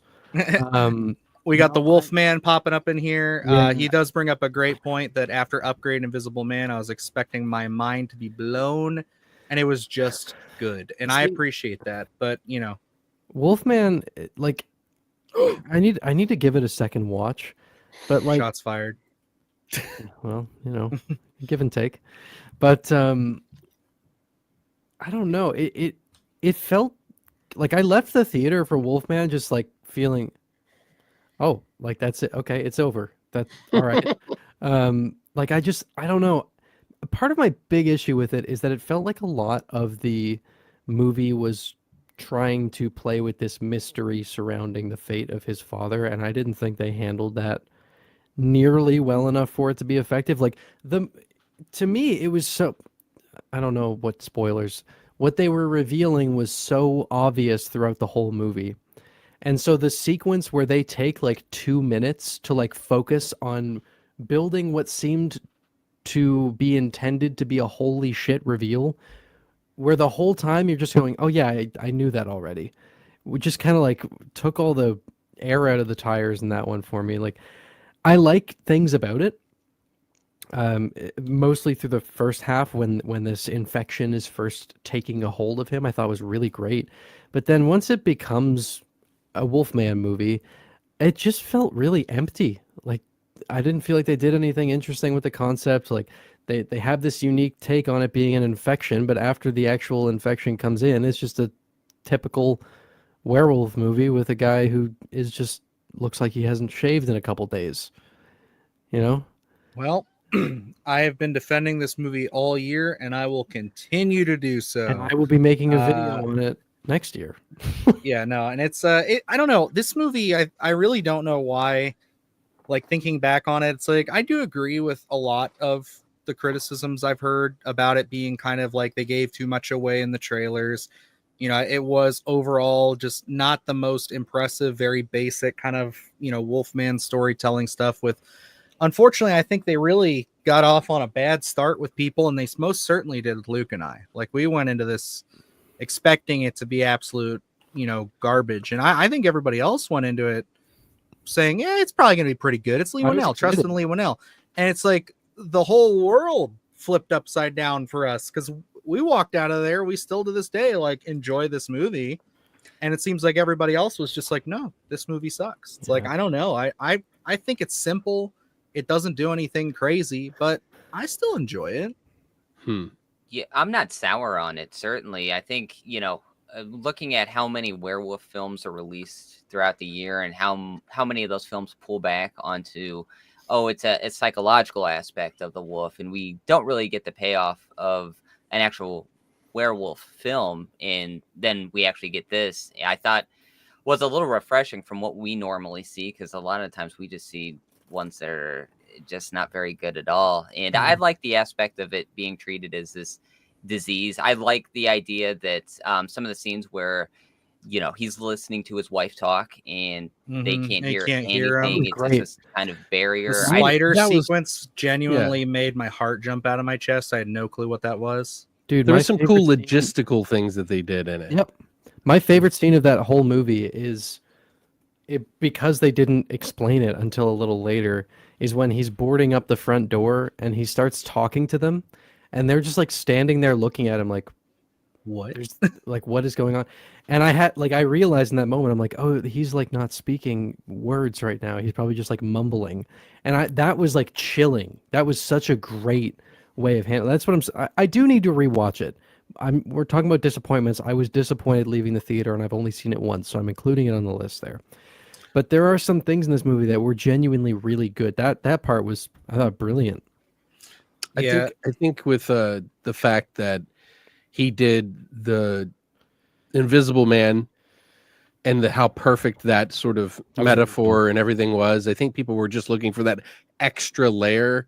And their extra layer in this one was just the story about the past and the father, and it had already been done. It's already kind of been done, right? Like Hereditary, like and it felt really all these movies. The way they did it, like I don't know, all the interactions with his daughter. It's like this is the most like lacking in nuance way you could possibly set this up. I think that there's a lot of good ideas. I don't know whether it would have benefited from maybe being worked on in the script department for a little bit longer, if maybe they would have spent a little longer there, or if just in general they develop the ideas more, because it does feel like for every like really cool idea, like again him not being able to talk, seeing it through the wolf vision, all that stuff, the sound design, for all that good stuff, and the them really taking that stab with the more body horror angle to the werewolf, you're right, like the other elements to this movie, the really that progress the story are just really simple. They're just very simple, and they're not interesting simple. They're just like they were setting people get to house.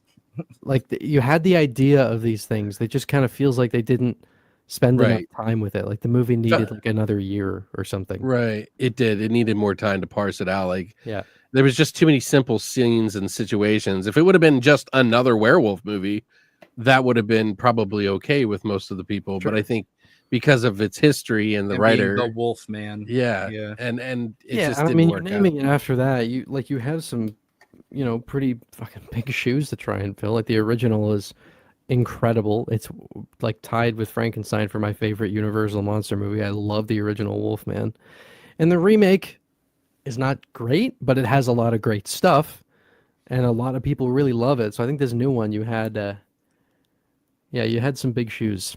I just don't know. See, like I always think of werewolf films. Like I always think of Cursed. Is it Cursed? 8 for Silver. And just how ingenious that was. Awesome. Like it's like it took some leaps that not every piece was perfect. Yep. But the way they did it and how they treated it with all this care and everything, it wasn't just a stupid let's take a risk movie. It was like actually well acted and actually they fleshed it out, and it was beautiful. My God, it was like a painting. And then at the end, it's like, oh shit, what the fuck? That's so crazy, like it made it so much more of a movie to remember than something like that for me. No, now, I had to kind of go pick a couple more because you guys named 2 of mine, so that's why I was on my phone the whole fucking time, because I knew that was going to happen. But I mean, I'm so open to movies. I really don't like to shit on them. It's not my thing, It's not that I don't. It's like I've talked shit about other movies plenty of times, but I really try to be I try to focus more on like movies that I like and that have surprised me and that people should see, and that I like digging for those movies that people should give a chance and stuff. So this is very difficult for me, but Exorcist Believer is definitely one of those ones. But it's weird because it's like I didn't really have that many high expectations going in, but in the same regard, I was kind of like, I don't know. I was lured in at the beginning of the movie, very interested in where it was headed. The first half is like good. It is. It really is. Genuinely had me on the edge of my seat. Yeah. And then as soon as they introduced the fucking legacy characters, I was like, fucking done. You fucking ruined it. Like, how do you, it's like you spit in my face. Like you just spit in my face while I was watching the movie. What really, like, it didn't feel like the buildup was necessary for this kind of character, but like the buildup to her reveal got me hyped. Like you start the theme like, slow and ambient, and then it's slowly building up as they're getting to her. And I was like, oh, I'm fucking, like, I had chills in the theater. I was like, this is happening. Oh, let's write this really cool edgelord shit in. Like, come on, dude. And look, you know, I think the term virtue signaling gets thrown around too much. That fucking dialogue was some of the most egregious virtue signaling I've ever heard. No, they didn't let you in the room because both of the people who were in the room at the time died. Right. That's why. It's because of fucking patriarchy. I need to rewatch it again, but it was one of those very few moments in movie history where I was just like, I'm done. I don't even need to watch this. I was like on my phone for the rest of the other part of the movie. Or trying to perform the exorcism on one of the girls was the dumbest shit. Dude, I've seen movies that tried to mimic The Exorcist better than that. Well, you know what I mean? Like it better than that. I was like, what the fuck, man? But yeah, that was a pretty egregious one. Yeah, that's I didn't have high expectations for that movie. Just to begin with, and I had just recently seen, like, rewatched actually as an adult the original before seeing that, and I just think that, like, overall it has, like you guys had said, everything, you know, like it had me at the beginning, the first 30 minutes or so. Like Alex said, it just started to dip a little bit after that, and then once the legacy characters get brought in, I'm checked out, and it's hard to come back. Say about it though is, like, you know, I'm the youngest one here, but by a small amount with Dylan and Luke. But like, I grew up at a time when like those possession movies, that was you were just calling yourself old. I grew up at a time when like those possession movies were fucking everywhere. Like that was all I saw growing up. So I have a big soft spot for them. I have The Exorcist Believer on 4K. I bought the Steelbook. It is true. It's a bad movie, but I can have fun with these dumb possession movies. Like there are plenty. Like the Possession. I watched the one with is it? It's not Jeffrey Dean Morgan. No, it is Jeffrey Dean Morgan. It is, yeah. Mm-hmm. Yeah, I like that. I watch that every October. Do you know what's funny about that movie is that they actually used the real fucking box. They dug it up for promotion, like from the real box. Sam Raimi had it dug up, and that's the one that fucking what's his name has Zach Bagans in his museum or whatever. So. I enjoy a dumb turn my brain off possession movie, and for me, like Exorcist Believer, it has some enough good shit through the first half that like I'm like I have no issue owning that, and I'll watch it every once in a while. It's watchable. I still like part 2 better than it. I have had a weird time with part 2 because I hated it so much when I first watched it. But the more I think about it, I'm like, it's still terrible. But there's this like fever dream to it that I do kind of like. I've grown to like it more. Yeah, you enjoy the pain. You like the pain. Now, for my next pick, for my number 2, I had to go with something that, even if it is disappointing, I thought, you know, and this is how I formulate my lists. I try to come up with little subsections of each one. So sorry, I didn't preface this. But if you want to change an answer, go for it. I said, even though it's disappointing, it's not a movie that I necessarily hate. But it was one that I had a lot of anticipation for. It is a creature that I think is just not been done well in cinema. And I was really, really looking forward to it.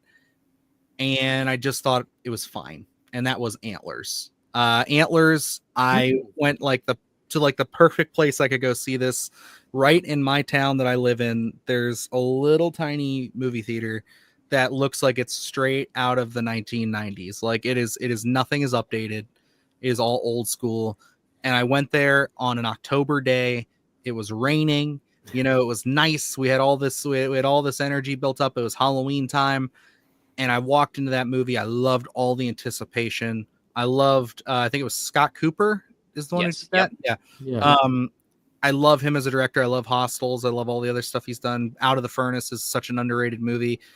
But this one, I just felt like there was something there that was just holding this movie back. And I could not get that feeling out of my head. And my subsequent rewatches, I always feel like there was a different intention for this movie. There was a different story arc before. Because when you watch that movie, I feel like the first half and the second half don't mesh well at all. It feels like everything happens way too fast after a certain point. It's like we do a really good job of building up this tension only to watch, and sorry, spoilers, to show that the dad is sick up in the attic. He gets out, kills one kid, and then we're in the climax. It's like, what? Like, this is supposed to be a Wendigo movie. Like, the trailers were amazing. You have Guillermo del Toro on this bitch, like, helping co-write and produce. Like, what the fuck? Like, I don't know. I still like it. I think it's a fine movie. It is something that I will watch, you know, every once in a while. But I just feel like I should have been in love with this movie. Yeah, you wanted it to go further than it did, and the end is kind of abrupt. Yes. It's like, wait, it's over? God damn it. I want to see more of that. Yeah. My first viewing, I had a really fun time with it because it was the same. I don't know if they came out the same day or if I was just going to see them the same day, but I decided on my own time to go do a double feature of Antlers and Last Night in Soho. And it's a nice double feature either way. Yeah. And Last Night in Soho is amazing. So. Well, and what was great about it too was like I went. I think Antlers was first. I don't remember, but like that's I went, a good way to do it. Antlers, and then I went, and there was a pub right next to me, so I went and I had a beer, and then I went and watched Last Night in Soho. So like I have a really nice memory associated with Antlers. It's just like a really good day to myself. But I just really like that. I think it's a great, atmospheric, cool, fun Wendigo movie. Like, it doesn't do anything crazy. It's not one of those movies where I'm like blown away by it, but it's just a really entertaining supernatural horror movie. And I love the visuals to it. And I thought the scene in the attic was a crazy reveal. Like that fucking scene when you first get up there and learn a bit about what's going on. When the principal goes up there, like, great stuff. I love that. I love when he's like feeding his dad and his brother or it's his dad, right? Yeah. But I love that whole and I love how consequential everything is. How it's like, you know, it's like you're screwed if you get this, and they really commit to that. But there was kind of a metaphor in there too, right? Yeah, it's like about drug addiction and drug and alcohol addiction. Yeah. Which mostly heroin, I think. That's it's because and I thought that was a brilliant metaphor, and I love that because if you watch Out of the Furnace, that also has a lot to do with how like heroin just absolutely ravaged Appalachia and just the towns and everything up there. And like it's one of those things where it's like I think that is so great. Like even I think Luke, you can agree with me on that. Like those were just those elements, those themes, they fit with the Wendigo so well. Absolutely. And just Antlers in general, I think it has a beautiful groundwork. I think it has that grittiness of something like Out of the Furnace. And I went to the theater to see that, and I was really invested in that. And I agree with you, Dylan, where it's like I feel like the ending portion moves a little too quick, and there's something about the ending scene for me that just doesn't necessarily work. Yeah. I think it's just got such a strong foundation with the teacher and the kid and setting up these stakes that I don't know, something is missing a little bit in the end there that it just doesn't necessarily work for me. But it's when we talk about Wendigo installments, I think it's a strong installment. It like something held it back from being just, oh my gosh, I'm really vibing this film 100%. Yeah, and clearly that's not for everybody, because I mean I think that there's definitely like I think just like with The Purge, it's like I still like the movie for the most part, but it's just like I think there's a better version of this story somewhere. Sure. Luke, what is your next pick, sir? Well, this one here is kind of really how I feel about how you were just talking about. I think there's a better version of the story. This isn't a film that I hate. This is a film that I just had a high expectation for, and then I felt like something just held it back, and that's Cuckoo. I think I'm I remember we sat here and we talked about the trailer, Hunter Schafer riding the bike with the person chasing after, and then we get to the hospital, and it was such a perfect setup of eeriness, and that's really what I wanted throughout the rest of that entire film. And I think it loses something as we get further into the story. I don't know 100% what I wanted out of that story, just what we got narratively wise on screen. I just felt something was off as we got deeper and deeper into the story. It's an action movie. Exactly. And it's like Dan Stevens is wonderful in it. Hunter Schafer is wonderful in it. And it's like great performances. It was just, oh, we have a cameo here. But it's just, there was just something off about it that I like to actually rewatch this film. But it's something where, again, something held it back for me completely vibing with it. Yeah. Yeah, I had a similar. My girlfriend loved it. Like, she still talks about, like, I want to watch Cuckoo again. And I'm like, yeah, I guess. Like, I adored it as well. I thought it was great. Yeah, and that's awesome. Like, I don't know, those kinds of like sci-fi action movies are really not my kind of thing. And so when the movie changed from like really creepy horror into that by the end, I was like, Remember what I was saying about the genre splitting? Yeah. It seems like I liked it. See, that's the funny thing, is because it changed up the movie a little bit. Would I have liked to see it go a little darker instead of the tone that it took? Sure. Yeah. I think people are fair to say that it changed up too much where I thought I was headed, and it could have gone somewhere cool. But I still enjoyed it. I still think it was quirky and fun, and I like sort of the metaphor that they have in it too. So I enjoy genre blending a lot. I think that I tend to have a problem, not a problem, but like just personally have a hard time jiving with stories when the genre blending comes in a way where it's like you have one movie for the first half and then a completely different feeling thing for the second half. I think I like when it's a little more muddled. The blend is going on more consistently throughout the story, because like it's like two pieces. Yeah, I had the same thing, and this is not to say that there's anything wrong with the movie, but I had a similar thing with Barbarian. And not because I don't like where Barbarian went. Barbarian's fucking awesome. But like every time I watch that movie, I get so into the setup of it, and I love that tone that they do so much, and then the movie just totally switches. And so for me, when I got so invested in what they were doing, and then it was a completely different thing, and I never got to see the movie that I felt like I was invested in see to its conclusion, I tend to have an issue with that. So maybe that's part of why Cuckoo didn't jive for me completely, but I'm sure it would be better on a rewatch. I think what it is just, yeah, I think maybe your first rewatch might be better, because it's like when I watch like David Lynch films and stuff, they go all over the fucking place. And it's because I've watched movies like David Lynch and David Cronenberg and all these other fucking movies that I'm like okay with those kind of switches. Sure. But I totally understand. Like, I totally get it. You know, especially with Cuckoo, that's a weird one, because Christina was really into it until the last half, and she was like, what the fuck is this?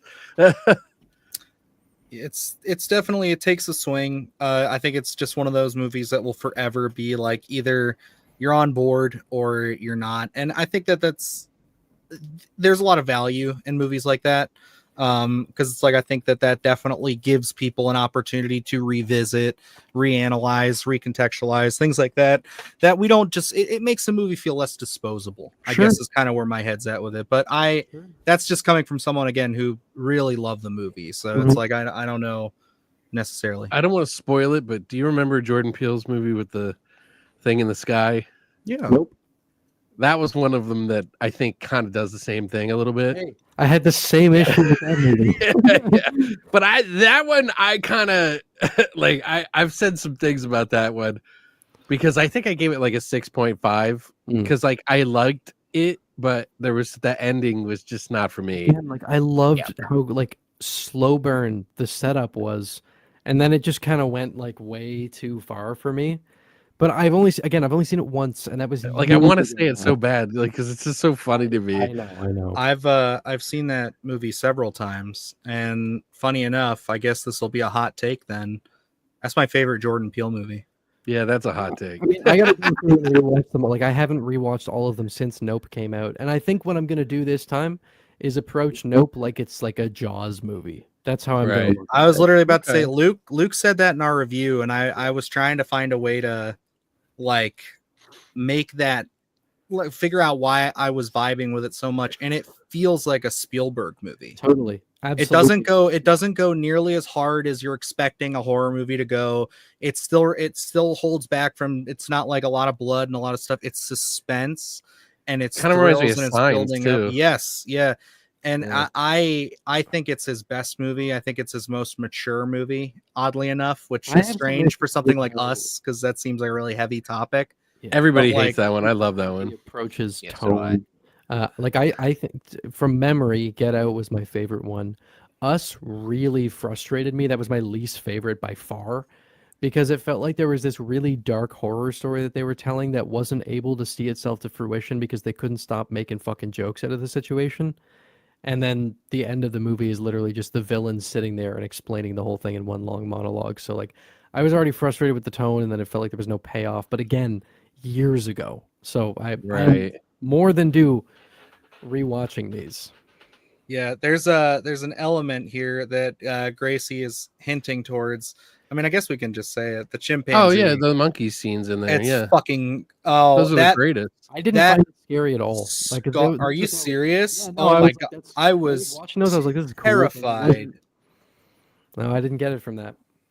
Oh my So- goodness. So something I want to point out. I'm sorry. I don't mean. I'm not trying to change the subject, but I just don't want to forget this.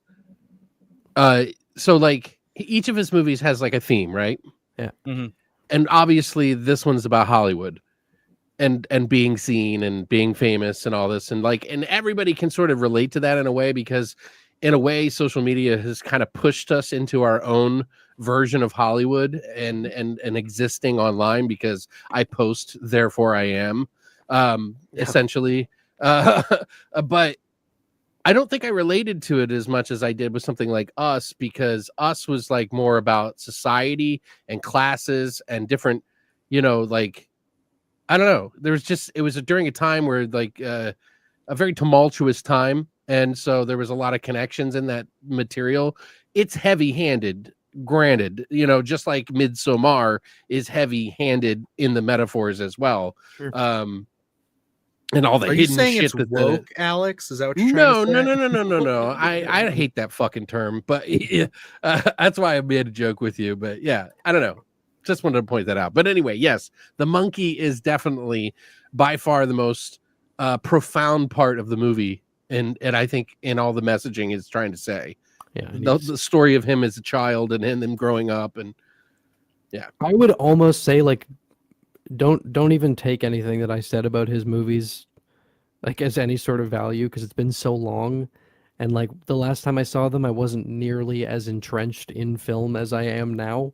So like it's more than likely that I watched these movies and just completely went over my head and I didn't enjoy them because of that. So I need to take another look. Well, if you've ever watched a movie, like I know I have, that I didn't like the first time around, and then I went back like 10 years later and watched it and was like, holy shit. Yep. I love this movie. Like, what the fuck? Like, the new bunny, by the way, we haven't introduced him on stream yet. Oh, that's right. Yeah, the new He bunny. just got his balls cut off, so I've been calling him Triple B, Benny the Ballless Bunny. He's a cool guy. it's not very Nice. classy. Well, that's what his name How is. dare you? Yeah, this is I did just want to mention this real quick. Yes, I do know Yes. about Travis the chimp. Absolutely Yes. terrifying. But yeah, also, yeah, I got a new Fear of Rabbits unlocked. You'll have to figure out what movie that is because it's still under embargo. So I'll shut up now. Wallace and Gromit's Curse of the Were-Rabbit. We all know this. Where were we at? Did Luke just go, or Yeah. did Evan just go? We had a huge discussion off of That's right. That's right. Luke's mentioning of Cuckoo. We stole it from Luke. Yeah. I know. I was all wrapped up. My second one is gonna have to be Maxine. That was a I movie, knew that was coming. and like I still have not bought that movie, and I have X and Pearl. I have had zero interest, no urge to rewatch Maxine. I don't even really want to make a video about it. And to be clear, this isn't me saying that it's terrible, and I understand that it was referencing something, a very particular genre of 80s film. As each of these did, they were, X was very referential of the 70s, and Pearl was kind of like the 60s, 50s, 60s. And then Maxine went full 80s, and I get that. But I found the movie to be such a goddamn messy disappointment that felt completely disconnected from the other two. Where like X and Pearl feel like they go together. They're very different movies, but there's a simple. cohesion. Yeah, there's a cohesion there that I felt was completely lost going into Maxine. And then even outside of it feeling disconnected from the other two, the story itself is such an unfocused mess of way too many ideas that they did not flesh out properly. The ending felt like it was the most like ham-fisted bullshit ever. Like I really didn't enjoy Maxine, and I was super excited for it because I love X particularly, but both of those last two movies I thought were just brilliant, and Maxine did not click for me. Yeah, I'll have to agree with you. I mean, on every point, but I wouldn't say that I was like, I didn't hate the movie and it didn't disappoint me over the, like, I still enjoyed it, but like, I get why people aren't into it because it is such a tonal shift from the other two. And yes, I feel like the biggest thing that hurt this movie was that it was never a trilogy to begin with. Yeah. Wrote Pearl while they were in quarantine. Right. They had to come up with a third one, I guess. And that's kind of where they decided to go with it. Great idea. It really ties it up. I'm really, of my pick, I think Pearl is the best of the three. But like, that's just me personally. They're very different. X is my favorite. Yep. Yeah, me too. But it's the more raw. I think the creative one is probably, I would hand it to Pearl. Sure. But the first one is more raw and it's simple and it's good. How touching X was. Like, aside from being a really like brutal slasher movie, I'm not ashamed to even say the scene when they were playing Landslide, I was legitimately tearing up. I thought the way that movie dealt with like aging and how it impacted your ability to love people, I thought was so like poignant. Loving people. Woke. Yeah, anyway, I thought the movie was like really, really emotional. Yeah, exactly. Dude, I showed that to Maddox. She fucking hated it because of all that. Yeah. Which, you know, it's fair. But no, that's my favorite of the trilogy, and Maxine just did not land for me. Too many good ideas, too many ideas in one pile. It just didn't know what to do with itself. Yeah. Luke, your thoughts, Maxine? Maxine, I like Maxine, but it's just, again, you created magic, I think, with X and Pearl, and they were both. They were probably in a lot of people's top 10, probably top 5 of that year, which is such a rarity to come out and have something like that. So I think there was a lot of high hopes with Maxine, certainly from my end. One of the year when it came out. And going in there, it was just like, I'm with you, Evan, where it's like that when we get to the end, I struggle heavily with what they offer there, because it's like I can get on board to an extent with some of Maxine as they tell the story, but once we get into we're having a shootout and all the, it just feels so like the ending is my least favorite part. That's my least favorite part of the movie. Like, it demystified the preacher from the first one, because like that felt like such a simple addition to X, where like you get the reveal of him, how he's related to the story. I thought was really great, and then it feels like they just went way too far with it in Maxine. It's like, you know, with the story, I was expecting a little bit more of it. I love Kevin Bacon in it, and it's like I wanted, I don't know, more with him. I could say I wanted more with a lot of different characters in there, and it's not a short film, so it just seems like sometimes when you set the table so perfectly, like you did with X and Pearl, and then you offer Maxine, I think we just got underserved from what we were expecting out of there. Especially the trailer going into that, I thought was rather strong, so it got me even more excited for the film. And then I remember walking out saying, I think it just comes down to him feeling it real quick. I think it just comes down to him feeling again, the other two were natural. They just came to their heads. They were ideas that came to the heads and they wrote it. Maxine just feels like they had to make something. So he had it too long. He had it in the oven too long. It was like, oh, let me change this, let me do that, and then I think there was too many expectations on it, so he second guessed. That's also a problem as well. Yeah, because that happens. I mean, you know, like some of the, like when I wrote music, some of the most well thought out songs that I like waited over for months, you know, to like get it just perfect. nobody cared about. Yep. But the ones I wrote in a fucking afternoon and then touched up later for a week, everybody loves. It's like, what the fuck? Yeah, that's very common. Yeah. Oh yeah. He overthought it. So yeah. Yep. Yeah, I'd have to say that's definitely the kicker there. But very excited to see what he does next. So Sure. Oh, I love Tyrell. Yeah, don't get me wrong. I really enjoy his work. Understood. Yeah, fuck him for that. I don't care. No, I'm just kidding. No, but it's really fun because like I own Exorcist Believer, I own Halloween Resurrection. I have had no interest in buying Maxine, not because it's bad. It's better than those movies. There's no question about that. I just have no interest in rewatching it.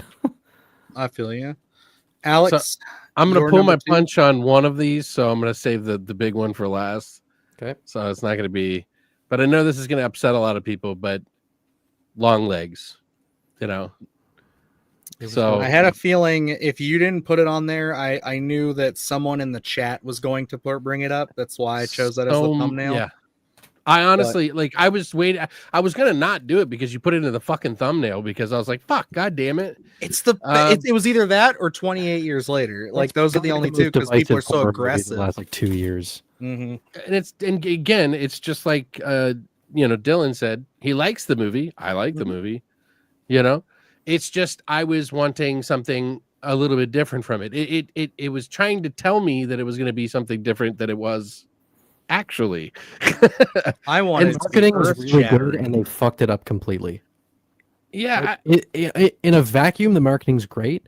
In terms of the movie they were selling, was so far off from what Longlegs actually was that they just fucked it completely. There's so many elements in that I love. I like. There's so many things that they do in it that I'm like, fuck yeah, that's so great. Like the I'm not gonna say, but the doll thing and the the story of like Nicolas Cage's character and like there was like lore in that I was picking up that they didn't even put in that I picked up and gathered and came up with in my own mind that would have been better if they would have just added it to the fucking movie. Yeah. I don't hate any decision they necessarily made in the movie except for one completely unavoidable thing, and it just comes down to I was expecting a different movie. Mm-hmm. I wanted something more grounded, closer to like a Prisoner's. I thought that's kind of what anybody knew what we were going in for, though, right? No, so they led us down the wrong path intentionally or something, and then I knew from the first scene when he's in the front yard, I was like, "Oh, this is not what they sold me." Okay, turn off the brain, forget what you know, just try and enjoy this. Right. I fucking love Longlegs, and I made a whole video on it, and then I watched Dr. Wolfula's video on Longlegs, and I was like, he hit the nail on the head on why I like this movie so much better than I did in my fucking 40-minute video essay on it. But what Longlegs is to me, not as good as this, but it's like a weird Twin Peaks spinoff where like the focus is less on the narrative and just these like weird, uncanny, zany characters with a off-putting atmosphere, and shit is strange and doesn't make sense. And from that perspective, that's why I like this movie so much. I threw out my notions of what I thought the movie was going to be really quickly because the opening scene showed me that they were inaccurate. And I walked away very satisfied with it, and I've only come to like Longlegs more as time has gone on. I fucking love that movie. Yeah, I'm sorry, Dylan. Yeah, I didn't mean to cut you off, dude. I fucked that up. You're good. You're good. All I was gonna say was just like my only sticking point since I saw that movie, and Luke can attest to this. It's my only criticism I've had since walking out of the theater was I wanted it to be more grounded. I thought that it would have been more interesting and more exciting to me to have Nicolas Cage be a real human, like, you know, he's a real human being, but you know what I mean? Like not have any supernatural assistance. And it just kind of, I wanted to see how they were doing this. I wanted to see how he was getting away with all this, how he was doing this. I was looking for a really creative answer. And I feel like the first time I saw it, it was just like, okay, supernatural. All right, cool. Yeah. So, I mean, it just takes the excitement out of it because it's just kind of like, well, now you basically can just say any loophole, any plot hole, anything that you have going on is just washed away by saying spooky ghosts. It does supernatural shit. And I'm like, yeah. It's but like I still like the movie. Its whole mystery by just like info dumping at the end. That still bothers me. Yeah, there seems like to be a lot of hand-holding toward the end of it, and I think, we were able to already understand what was going on, but they're like, just in case you don't know. Which is weird because, like, Oz Perkins did Blackcoat's Daughter, and that very easily could have had a huge info dump at the end, and they didn't do that. And I think the end of Blackcoat's Daughter is, like, bone-chilling because of the way that they go about revealing the reality of what went on through that movie. Blackcoat's Daughter is brilliant. I could fucking gush about that movie forever, but... I don't know, like he's clearly capable of doing it. And then he went on to do the Monkey, which had like similar exposition, but it didn't matter as much there because it wasn't. The Monkey a lot more. I was satisfied with it, and I still walked out of the Monkey being like, but even then, I still walked out of the Monkey being like, it's okay. I like it more now that I've sat with it. I want to watch it again really bad. The exposition in it didn't bother me because it does like it. That's not the point of the movie anyway. Right. I was like, just give me the story and let me have fun with this. The problem I think I had with it was I went in undereducated, and I went in expecting a horror movie, not realizing it's billed as a comedy first. It's a comedy horror. So I was like, oh, okay. Gotcha. So what about you, Luke? On the Monkey? Or no, on Longlegs. Oh, Longlegs. Longlegs, it was in my top 10 of the year. So I remember that, yeah. I have again, I think there's some hand-holding at the end. I think it was a bold take to intertwine some supernatural stuff. I think a lot of people wanted Silence of the Lambs, like the modern version of Silence of the Lambs, and that's how they treated it. Yeah, when we got into it, I was like, okay, I think we get to the supernatural element. It's a little clunky and the way that they handle it, but when they put it in there, I'm like, okay, I can go with this. I can live with it. I think enough of it is so narratively strong for me. And when they implement the supernatural elements to it, I think it's done well enough that I can be like, I enjoyed this film. Again, it was never in my top 5. It was in the lower half of my top 10. I wanted it to be my favorite of the year. So I think everybody did. Yeah, enough of it worked for me. Like when I think we're in the barn, I think visually those things work. When we see Nicolas Cage in again, I don't want to spoil too much stuff, but when he hurts himself a little bit. Yeah, there we go. It's creepy. That stuff when we get into the horror elements in that film, I think work when they work really well. Again, it's just that hand holding at the end that really, I think, hold the film back a lot. When's your birthday, little girl? Dude, I mean, in the trailers, like every time you would hear that, there she is. Yeah. Like, oh, it's so fucking creepy. And like the movie doesn't quite have that. It's just like uncanny and strange, and that's what I like about it, but it doesn't have the like dark feel that the trailers were selling, which I have thought about doing a video, and now I'm more motivated than ever to do this as like a topic, but it's one that I have written down, and it's movies that are like victims of their own marketing, where it's like it's either marketed terribly or it's marketed beautifully. Yeah, right. And it's over marketed or under marketed. Like I just want to talk about that phenomenon because I feel like that goes so much in, especially nowadays with how everybody's kind of starting to do like even Weapons is doing it now, where it's just like, we're doing the whole not ARG technically, but like they're doing a lot more of the interactive stuff. They're like, oh, come to this website on this day. Longlegs had an ARG. Yeah, and it's like I love that stuff, but at the same time, it's kind of like Longlegs is a perfect example.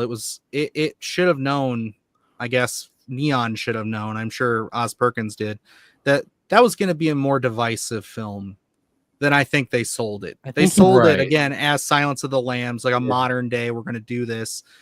And I guarantee you they probably didn't even know what to do with it, and then put the trailer together. They're like, well, that's good. I mean, I don't know what it means, but it's good. It's like talked about the marketing and was like, yeah, I wasn't involved with this. Like, I don't know. He seemed a little displeased with the way they handled it.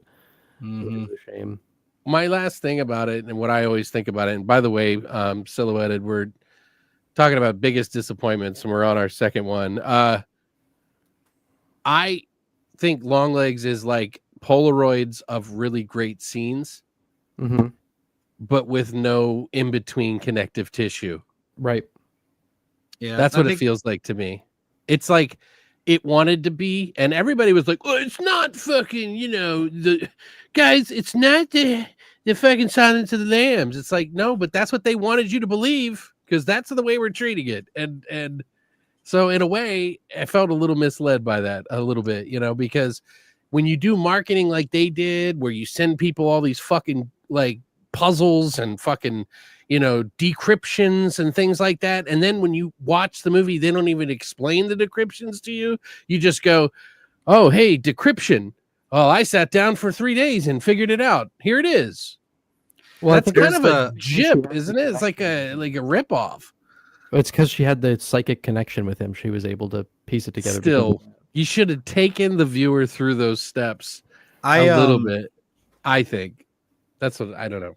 No, I mean that's fair. I think that's fair. I think like overall, I think studios just need to be more aligned when they're going to be doing this. They need to make sure top down. We understand that if we're going to do this, if they don't want another situation like this, because Longlegs it did its job. I mean, like we can talk about it, like it made a ton of money. But that second, third week, it made like nothing after that, because the word of mouth was so strong ahead of it. Everybody, like, that was a damn near packed theater. I think we went on opening night, didn't we? Yeah. And it was one of those things where it's like, it's never like that, especially on the, and it was hard. Popular movie for sure. Mm-hmm. And I think if people were more familiar with Perkins' work, there may have been less disappointment. If you had only seen Blackout's Daughter and then you saw the trailer for Longlegs, you'd be like, "Oh, it's more of that." But like if you've seen like Gretel and Hansel, then the dude isn't always focused on just being dark and creepy. Sometimes it's a little different from that. Yeah, and just to be clear, what? No, nothing. I was saying I didn't even like Gretel and Hansel that much. Oh, to be clear. And I always get this too, because like everybody that was telling me that I didn't love it. Oh, it's not supposed to be that. And then the other thing was, oh, well, you just you need everything spelled out for you. No, man, that's so annoying. Actually, I'm the very opposite, and it's just how you handle it, how you handle that mystery. You gotta. It's not about revealing the answer. It's about getting you to the point where you try to devise your own. Yep. But if you pull back too far, then it becomes like, okay, what the fuck are we doing here? Like, you know what I mean? That's what I think bothers me, because I watch movies like Videodrome. You know what I mean? Those get you to the point, but they don't tell you it exactly. Sure. You know what I mean? Like, it's like hinted at. And that's how you get It Comes at Night. I still haven't seen it, and I need to see it because I feel like I'm gonna really like it. Yeah, no, that was a fucking blue ball movie. I almost picked that one, but I think that like I walked out of that more positive than negative, and I think it was only after a long time of hearing more criticisms, hearing more people that I've surrendered myself to the fact it's like, yeah, that movie is it's very, very not straightforward, and it doesn't have a whole lot of like really hand holding stuff that it needs. Needs just a little bit of hand holding. I just need to know a tiny bit. A little push, you know? All right. For my last pick, for mine, I will keep this short and simple because I have gone to the ends of the earth with this, but I would not be being completely honest if I had put this on here. So I'm sorry, Alex. If this starts up a bunch of stuff, I'm sorry. And Evan, I apologize again. But I am going with, of course, Halloween 2018. I was so excited. Luke and I were counting down the days. This was first iteration Splattercast was like either just about to happen or was going to happen. We were doing by admission only. Going to the theater, we were counting down the days, man. Walking out of that, it didn't connect. I didn't feel the spark. You didn't like Loomis 2.0? Oh. Dude, I was mad at that part. Yep. I felt like a hot air balloon at that point. That's just like I'm way up in the sky. I'm like we're like, okay, we could almost get there. We're about to be so fine. Everything's gonna be great. And that motherfucker puts on that mask, and I'm just like, man, I was up above it. There's no recovering from this. Because before then it was like, okay, I'm being a bit jaded. about like the little jokes and stuff about the kid and his nasty ass toenails and everything like that. You know, it's like the humor was a little off at times. I can forgive all that. The setup's pretty good. Michael's crushing it so far. I like it. And then, yeah, once we really get into the meat and potatoes of that third act, I'm just like, no, you've lost me. This just doesn't. It's confusing. It's messy, and it just turns into something where it's just cat and mouse. And then we ended it, and of course, at the time, we had no clue what the fuck was going to happen. We didn't know there would be two more. So it and was they just played like, well, everybody with it too, because like they were like there was like this like rumor thing. I don't know, you know what it is. You know, people talk about movies. They're like, oh yeah, well they meant to be this way in the movie, and it was like the argument between fans was, is he supernatural or is he not? Exactly. This movie's saying he's not, but then what happened to the fucking franchise? There's no way. You know what I mean? Like, come on, man. So it just it felt ultimately like, and I think if I'm stealing your verbiage, Luke, again, I apologize, but it's I think what they did was they wiped the slate clean, and then they just kept going back to the well and taking little ideas and coming back to it. It's almost like, why did we go through the trouble of ripping out all the other sequels if we're just going to reuse the same ideas? Because it's like, that's what pisses me off the most, is that not only are you going to retcon all of the other movies and go, this is mine, you know, but now you're going to reuse some of the scenes from the entire fucking franchise to go, haha, I'm pissing on your face now. You know, that's what it felt like to me. Like, to all the other people that made those movies that you've been putting down, well, I can do it better. You know what I mean? Reboot or something. I know he didn't mean it that way. It was more of an homage. It just came across that way to me. When they played part 2, they did a scene from part 2 in the fucking movie, dude. Yeah. Like, that with upset the hair me right curlers there. and everything. It's like, you could tell in this one, and I think it improved as strangely the movies went on. You could tell very much in this one that whether it was David Gordon Green or it was just the writing team, which I know he was a part of as well, it's like they didn't know how to walk that line very well of between homage and just completely taking something out of the movie and putting it into this one. It's like, you can make reference, like having kids run around with the Halloween 3 masks, beautiful. Don't even make it a huge focus. Just have them run by. Love that. Okay. Absolutely. But then it's like, yeah, like you said, having the lady in the pink robe and the curlers walking out of the kit. It's like, come on, bro. Like, it was a how shot for much shot more fucking recreate too. Yes. It's like, I fucked that. Except he got me, a dude. hammer. He got a hammer instead of yeah. So. Did you guys want to say anything else about that? Just out of curiosity. I mean, I love the trilogy, so he's like, I have. Well, no. Did you want to say anything? Because I feel like I have to go next because mine's connected. That's fine. I'm good. I said my piece. Luke, do you have anything you want to say on 18, or is it? I mean, going to be? Yeah, pretty much echoing you. I have a cry at least once a week about 2018's Halloween. I was just so excited for it, and then once we get the say something, I was like, oh fuck, I'm in trouble. So I mean, it was a rough watch, you know. I don't know. It just felt like I have an issue with, hey, you know, we're continuing after 1, and then instantly he just got, you know, we saw it in Halloween Kills, but it was like he just got picked up, and I was like, when they mentioned that, I was like, he just got arrested, really? And I was like, we could have done anything. He could have just been out there for how many years, and we don't know where he's at, and instead he just got picked up and he's back at Smith's Grove. So I was like, you could have done anything. They fixed that a little bit with Kills. He drives because they show you some of what happened. Yeah, but at the time I was just like, yeah, it's goofy at the time. We could have done anything. Oh. Yeah, so yeah. Other than echoing Dylan, I still have I hate it. I really dislike it. I've softened on it as the sequels came out because I am a big defender of Kills. I think Kills is a lot of fun. But it's not what I wanted. It's not. It's not the trilogy cheesy as fuck, but it has the kills. It has everything that you wanted from it, the franchise.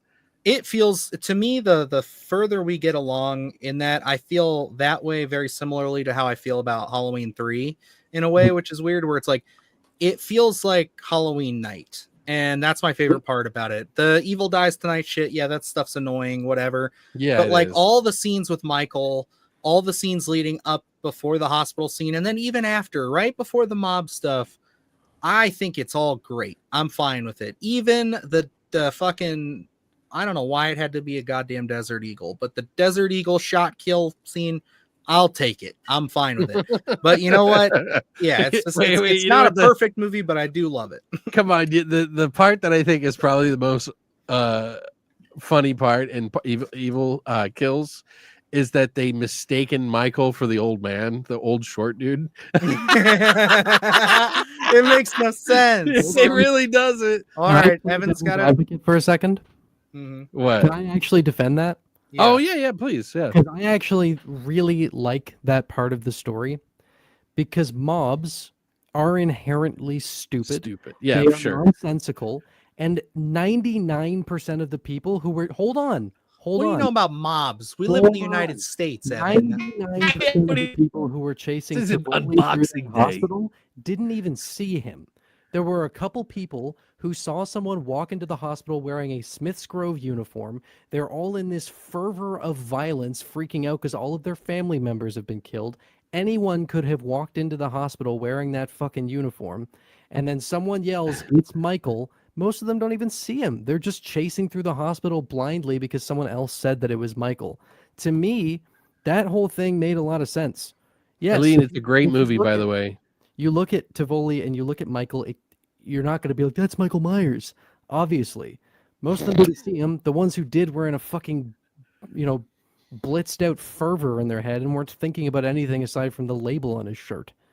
I liked it. All right, I gotta point this out. Hi, Eileen. Yeah, sorry. We when we get on these topics, we kind of run on about these things. Oh yeah. So our topic for tonight is something different than that. So I apologize. Not that we don't want to say what you do. We just get into our fucking talks. But yeah, I love The Ugly Stepsister. It's one of my favorite movies of the year. Seriously, I'm very enjoyed excited. it a lot. I'm honestly happy that movie found its audience so fast because I enjoyed it. I thought it was good. Instant for me, man. I was like, fuck yeah. But it's really fun to see this movie get so much love and praise from people, because that's kind of how I think The Substance felt last year, at first, and then everybody fell in love with it. But it was just one of those things where those first few weeks of The Substance, it was like, yeah, this movie's great. More people got to see this. Yeah. Anyway, that's my rant about the Halloween. I get it. And it's a valid argument, because especially what we've been through down here for the past few years. I'm like, how now I get it. I didn't get it back then. The other thing that has driven me crazy about it is a trend where I criticize the decision making in When Evil Lurks, and everyone in the comments is like, well, that's what people were like during COVID. And I'm like, but I get shit for defending the decision making from that scene in Kills when it's the same fucking explanation. It's the exact same thing. No, Evan, you're bad. Shut up. When Evil Lurks is a perfect film, and you can, you could just go to hell. You go to hell and you die. It's like, yeah, it's annoying, and it's The Evil Dies Tonight, but mobs chant shit and they don't think straight. It's annoying. It's not unrealistic. But you know what's really, really unrealistic? It's getting beaten up by a bunch of band geeks and thrown over a fucking bridge, and then after getting your ass kicked by some fucking kids, all of a sudden you can beat up Michael Myers like he's a piece of shit. That's my fucking pick for the end here. And Halloween Alex, ends. Your final pick, sir. I had a feeling that was coming as soon as you hinted towards it. As soon as I was in the theater, first of all, when the movie started up, Christine and I were super excited. I had been let down by the first movie. I liked the second movie, even though, albeit cheesy as fuck, I still had a good time. This was supposed to be the one where they get it. Right. This is the one. I was like, okay, so now they're going to combine the two, right? Wow. No, let's just shove in our fucking ego into a fucking movie and make a soliloquy to fucking John Carpenter by throwing this fucking idea into the movie from left field for no reason. And then watching Michael Myers get kicked by that guy who got thrown over the bridge. That was it. That was it. When I looked at Christina and I said, Yeah, that's it. I'm done. I don't even want to be here anymore. We both looked at each other and were like, what the fuck? She doesn't even like the movies and she was offended. I was so locked in the moment the kid fell from the beginning. Like at the Right, beginning when I he love falls, that. it's like, oh wow, we actually was like, might be doing something cool yeah. here. It's like I know. it's like they're really they're taking all the criticism to heart. And yeah, it's just like I think the moment that the band geeks start messing with them, and I'm like, wait, these kids are in high school? It's the And this most guy's like David Gordon 22, Green set of side characters you could possibly have. right? It feels like something out of the Righteous Gemstones, and I'm just like, oh my goodness. Yeah, I have to agree with you, Alex. It's not one that I enjoyed. You couldn't make that much Hey, of Paula. a change. You can't make that much of a change in a single movie. That would have been something that would have been a nice nest egg to evolve over the course of 3 movies, not 1 movie. Sure. Mm-hmm. It just didn't feel right to me. So sorry. All good. I like Luke, it, but I made a video that's over an hour long, so just watch that. Yeah. I turned it off when you started saying nice things about it. I was like, fuck this. I can't even. Yeah. I know we're beating a dead horse if we go any further with it, but yeah, David Gordon Green trilogy. I'm planning on revisiting it at some point. I want to do like an anniversary video on that trilogy because I thought you were done. Yeah, I would give it some time, but I made those videos. Well, we named 2 David Gordon Green movies, by the way. Yeah, 3. We got 3 of his. Oh, that's right. Jesus, David's really disappointing a lot of people. Luke, your final pick. Will you pick the 4th David Gordon Green? Halloween Kills. No, it is franchise horror. Scream 5. I had a feeling that was going to be one of yours. Yeah, that was that one. Going into Scream 5, Dylan and I had to talk, and I was like, I've never our first video together. Mm-hmm. even if I did, I've never been completely disappointed by a Scream film. It seems like they've always get it in some aspect of it. And I just walked out of Scream 5, especially with the death of a particular character, and I was like, this is what we're doing. And it was just more of the samesies of everything we had seen. And I wanted more of a reason to really push the story forward, but it just felt like, hey, it's time for Ghostface to make an appearance. And I wanted something more, especially with the character that dies. It just seemed abrupt. And I was like, when we got into this new cast of characters, the Dewey was the most interesting to me. I was like, that should have been where the story lied, I thought. And they didn't really go that route with it. And it just seemed like a handful of missed opportunities. So that one just completely felt underwhelming, especially with the buildup. I was actually really excited to go see that one in the theater. Because we had heard so many good things about it. It was, again, similar to 18. I think we both went in there very high hopes. Yep. It was like we hadn't seen anything in a while. And I was like, I can at least pull some positives out. And I think that was honestly probably my most underwhelming experience with a Scream film, I think, as I'm looking back on it to date. Six was a little better, except for the end. So yeah, I like 6 a lot, actually. Mm-hmm. I like 6 aside from the end. I like it way more than 5. Yeah, the only thing that's really I don't like in 6 is the reveal, and I don't like the reveal in 5 either. Yeah, I feel like those of the new ones, those have been the really, like, say what you will if you like certain cast members or you don't vibe with them.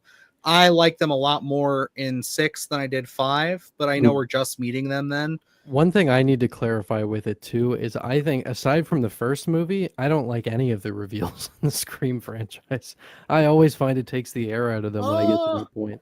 Personally speaking, I think 4 is pretty good. 4 is probably 4 was the savior before everything else. And yeah, you got to think like 4 does a good job because like before everybody knew what happened and everybody knew the Scream franchise so well, when that movie came out, it was like everybody was kind of anticipating this was going to be like a passing of the torch to Emma Roberts from obviously Sydney there, and I can't remember her actual name, Neve Campbell. So it's just like it's like everybody was kind of anticipating that, and the fact that she turned out to be the Ghostface, it's like that's cool. Like that worked. And I also agree with Ghosty, by the way. I think the movies have gotten too meta, where it feels like a snake eating its own tail at this point. That's just kind of like, the point. That's what they were saying too. Though. Yeah, but it's gone too far to me. Like the scene in Scream 5 when they're sitting down in the living room and talking about like requels was it drove me insane. I fucking hated that. Here's what I will say about part 6, or wait, part 5. 6, yeah, 6. Oh, 6. Okay. The newest one. Yep. That one actually, for the first time, when they used a shotgun in it, I was offended when I saw the trailer. But then when I saw it in the movie, I was like, holy shit. This is the first time I felt this way about fucking Scream in a long time. Yeah, absolutely. And I was like, this is really good. The teeth back for sure. 6 really does bring the tension. It's super cheesy, but the tension is something I've never felt in the entire franchise, other than the first movie and then that movie. And so that's why those two are my favorite. Having it take place, I think that's a brilliant setting for any of these, like especially like a Halloween or a Scream, but having it be like, because it's in New York, isn't it? So it's New York, it's Halloween, so there's just people in costume. Like my favorite scene in that movie will still always be the subway scene. I know they teased it to death in the trailers, but it's still so good to watch when it's just like them all getting down into the subway and all the costumes, and you're just seeing all these little ghost faces pop up, and it's like, that's such a good idea. I love that. Chase across the ladder between buildings. That was yeah, that was gruesome too when she died. Opacus, I believe that's how you say it. I do have to get running, so I have to pick up my daughter. Oh, okay. Understood, brother. Fair enough. All right, gentlemen. All right, dude. Glad to have you on another one. Oh yeah, I love you. I'll see you guys in 2 weeks. Good to see you, man. Or I'll see all you gents in my dreams tonight. So of course, of course. I'll just stuck to my. Will you video call me like you usually do? Of course. I'll come in your dreams tonight. Ooh, I'll be stuck to my sheets in the morning. Okay. All right, guys. Fellas. Pick up your daughter now. YouTube's still watching, boys. I'll see you guys. We're not on the Patreon stream. We're gonna have to pay for that. All right, guys. I'll talk to you. Man. Right, see you, brother. Opacus. I actually got that coming in the mail here soon. I like the movie. We'll make it a part 2 whenever they finally get around to it. All right, Evan. You are the last one here. Send us home. What is your last most disappointing horror movie that you can think of? Well, I had a couple of them, and some of them are really obvious, but I'm gonna throw a curveball out there just because it's not a movie that I continue to dislike, but it was one that disappointed me when I left the theater the first time. And I feel like it's going to be fun to talk about, and that was Nosferatu, the new one. Oh yeah, absolutely. Wait, disappointed? Yep. Okay, the first I time can see that. And I mean, look, I think anyone knew. Like, inevitably, the hype that I had for that movie, I really did try to hone it in, but I just couldn't. A big part of what happened with that was that at the time that Nosferatu was announced, Robert Eggers had only made The Witch. That was my only frame of reference for his approach. So in my head, over 10 years, I built up this image of a very slow, creepy, quiet Nosferatu film. And that is not what Eggers had in mind. I was picturing something much closer to Werner Herzog's from 1979, which I think is a fucking masterpiece. I love that movie to bits. Yeah, we spoke on the phone after you saw it the first time, and I remember you saying, like, dude, you didn't flat out say you were disappointed. You just were really harping on the fact of how much more, I think we said it was more like movie-like, more cinematic, less art house. It's like a stage play. Like the new movie is like a stage play, and that was just so foreign to the movie that I was excited for at the time. But then what wound up happening is that I just had to watch it a couple times and let the movie that I wanted die and just see Eggers' vision for it. Because, and to be fair, every one of his movies I didn't love on my first viewing. Like, there wasn't a single one where my first viewing was the best one. Like The Witch, when it came out, that was 2015, so I would have been like 16 when I saw it. And at the time, I was like, this is cool, but it's kind of boring. The Lighthouse, I was disappointed by because I thought it was going to be like a creepy ghost story in a lighthouse, and that's not what it is at all. Northman I thought was cool, but like all of these movies, as I've continued to revisit them, because he's so meticulous and detailed and he has such a clear vision, they have all improved for me over time. And Nosferatu, I had to really let go of the image that I had built up over time. So for me, I thought it would be an interesting one to mention for the last mention of a disappointing movie. I can see that. Because, I just put up an 1.5 hour long video praising the ever-loving shit out of that movie because I love it. Like, now that I've shed myself of expectation and can just take it for what it is, I love what he did with it. It just took me a little while to get there. Right. And I think there's something to be said because, like, when you have giant movies like that you've been working, waiting so long to come out, or you've been working up the hype for and stuff, like there will always be a little bit of that. It's never going to meet the expectations you set in your mind. Very, very rarely. I had the same thing with where, like, I love Halloween Kills now, but when it came out, the way they were talking about it, they were wording it like it was a very, like, dark, really fucked up Halloween movie. So I went into it expecting something really intense and, like, disturbing and kind of sharp. And there are moments of that in Kills. Mm-hmm. But it's not that. It's a cheesy movie, and I didn't like it at first. But it certainly changed my tone on that since then. I just wanted Murder Man to murder people. That's what I wanted. And I wanted it to be violent, and I wanted it to be... I think why people get so mad at the trilogy is because there are still some of those people that did like the Halloween 1 and 2 that Rob Zombie did to a degree, enough of a degree that it didn't feel like it warranted this trilogy over it, because both of them are flawed. And a lot of people talk about either one of them as perfect, and they're not. Prefer out of those, the Rob Zombie ones? Two. I like part 2. No, sorry. I mean between the Rob Zombie movies and the David Gordon Green movies. What do I like? Oh, which do I like more? Yeah. I mean, they both have their flaws, so it's a little difficult. Like, yeah. I probably say Rob Zombie's, but his is a little, like, immature. Sure. While fucking Gordon Green's is a little too fucking, like, egotistical. Right. I think I would say David Gordon Green's are just more watchable for me. Sure. I have to be in a special kind of mood for Rob Zombie's movies, especially 2. But also, like, they just feel like their own movies to me in general. Like, that's a very different kind of Halloween. Alex, I'm actually with you. I don't know where you are at this, Dylan, but not in preferring the Rob Zombie movies. I definitely prefer the David Gordon Green movies. But in terms of Rob Zombie's movies, I like his second one quite a bit more.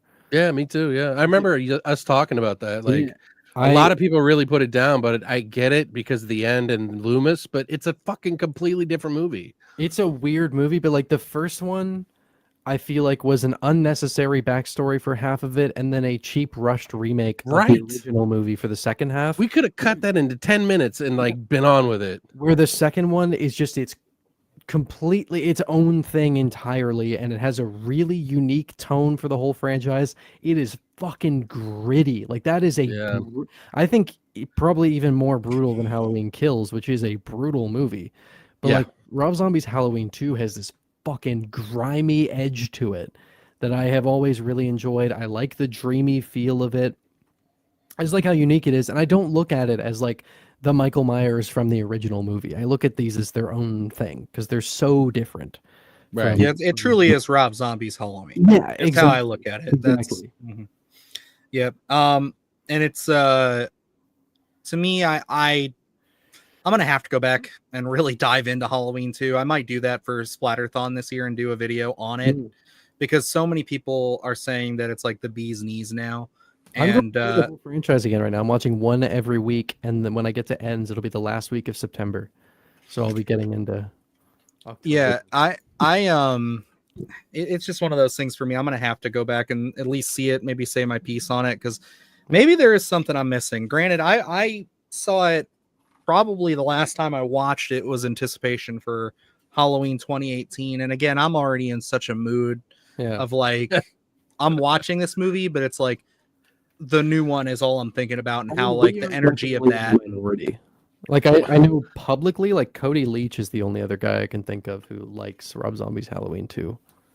Really? I mean, like, I know a lot of people who like Rob Zombie's Halloween 2. Brandon's one of them too. Okay, cool. Mm-hmm. I was just thinking in the creator space. I was trying to think of other people who had like talked a lot about it. What's her name has a really good scene in part 2 that's what makes me like it so much. Yeah, Danielle Harris. Yeah, they both Scott Taylor Compton actually has a really good scene. Yeah. There is a scene where she's with her doctor and she's all fucked up from the first movie, which to me seems like the most realistic, because anybody that would have gone through that would not have been in a second movie. Like, I mean, you know what I'm saying about Laurie Strode and the rest of the movies. Okay. She was traumatic. Like, there was like some traumatic damage done to her there. And there's this scene where she's talking about her doctor and she's like, well, we can prescribe you. And she's like, she has this freak out moment in the movie. My prescription. Yeah, dude, I like that scene, man. I think it's a really good scene. She's not bad.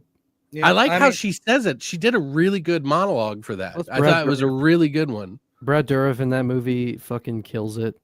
Like, he was in the 2000. Oh, was the dad? Yeah, he was great. He was a really good. I was gonna say I almost would have preferred if the movie would have just focused on Danielle Harris and her dad. Yeah, dealing with the outskirts of that, and like maybe Scout Taylor Compton's character was just like kind of, to be fair, hinted at or something. I don't know. I like that era of Rob Zombie's movies. Like, I like Lords of Salem a lot, and that feels a lot. I like Lords of Salem. Like, tonally, I feel there's a lot of similarities between those movies. Now, granted, I haven't seen Lords of Salem in a long time, so maybe I need to revisit it. But I like the so the stuff at the end of part 2 that gets all weird. Yeah, it's like he decided to take what he did at the end of Halloween 2 and like put it in an entire movie. And that's what I don't like about Salem, because it's too much. You got this like, he's doing some like David Lynch shit where there was like the little person in the background that's like a demon, and he's like, really? Okay, and I could not take it seriously, dude.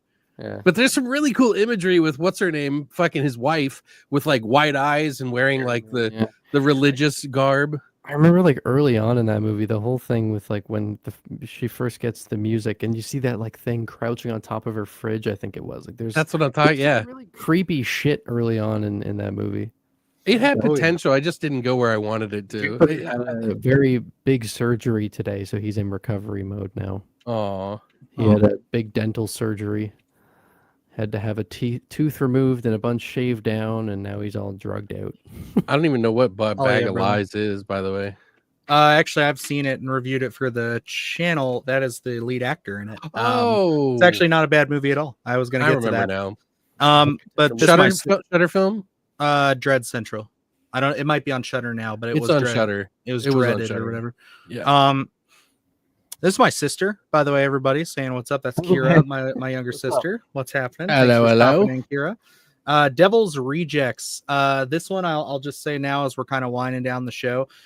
I have a video written for this where I go over movies that are like beloved horror films that I don't care for, and this is one of them. Really? Everybody loves this fucking movie. I'm liking it. I did know no, hold on. Yes, okay, no, it was House of a Thousand Corpses. House of a Thousand Corpses is the is my preferred of the two. And I personally think that just like Devil's Rejects, I think just goes way too much. It just goes way too much with what they were doing. We get away from all of the fantastical elements and it just goes right into the torture porn stuff. And I'm like, That's fair, but I mean, competently as a filmmaker, it's a better made movie. That's what I think. Thousand Corpses was it's better acted. Yeah, it really is. I like it. I like the mess that it is, but yeah, it's charming. But like, they'll just throw in random shots of subplots that they cut out from the movie. So it is fucking just throwing paint at the wall and seeing what sticks. And like, there's a charm to it. But it is fucking nonsense. I would also agree with Gracie here. Devil's Rejects really upset me. It was the sexual violence. I agree. I think that like there's some, and if you look at the unrated cut of Rob Zombie's Halloween, I don't know what it is about him with SA stuff. He shoot. I'm even in these fucked up terrible movies I'm watching where it's like it happens all the time. It's just like part of the thing, you know it's going to happen. It's like even then I still think that some of the way that Rob Zombie shoots some of these scenes in Devil's Rejects and that is like some of the most grueling and unrelenting SA scenes I've seen I hate ever. that scene in Halloween. It's like so Irreversible is obviously like towards the top, but like that's he it's grew up never in the ending. exploitation days, though. You know what I mean? Mm-hmm. Yeah, He's all about exploitation. It's not that he likes it necessarily. No, it and appalls him. Yeah. I just think the escape scene in the theatrical version of Halloween 2007 was so much cooler. You've got him being transferred, and then he fucking hulks out of the chains and just kills everyone. And it's I like it more. Yeah, it's definitely one of those things. He's just I will never not be excited for a Rob Zombie project. Yeah, me too. He's earned that enough credit for me where I will watch anything the guy puts out. Doesn't mean I'm gonna like everything he puts out. So, but he's one of those directors that it's like he's so his own thing that it's like I'm willing to take a chance. And plus, someone who is, say what you will, all right, about the Munsters. That man took a wide swing out of his sandbox, and I appreciate the hell out of that. I need to watch it.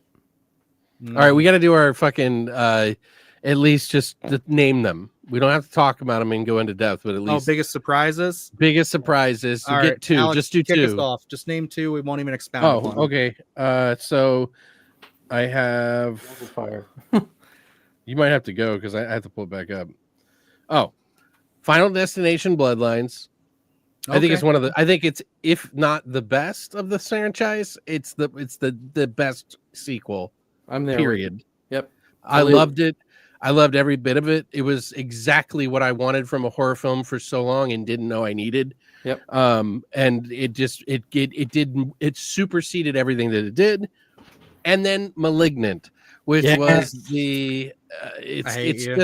it's one of those movies that I just can't forget, and I will always love because it does things that I've never seen and it knows how to have fun. Both of these movies, what they have in common is having fun. I miss that in horror movies. Juan's name, the dude knows what he's doing. I know. Give him the keys. Just give him a lot of money. Yep. Malignant was on my list. It was going to be my less boring pick, I thought. But I'm glad you mentioned it because I agree. That's one that I certainly thought was going to be I honestly thought it was going to be probably pretty mid. I was like, I don't know what this is about. It's all I know is it's James Wan. It's the only reason I'm interested in it.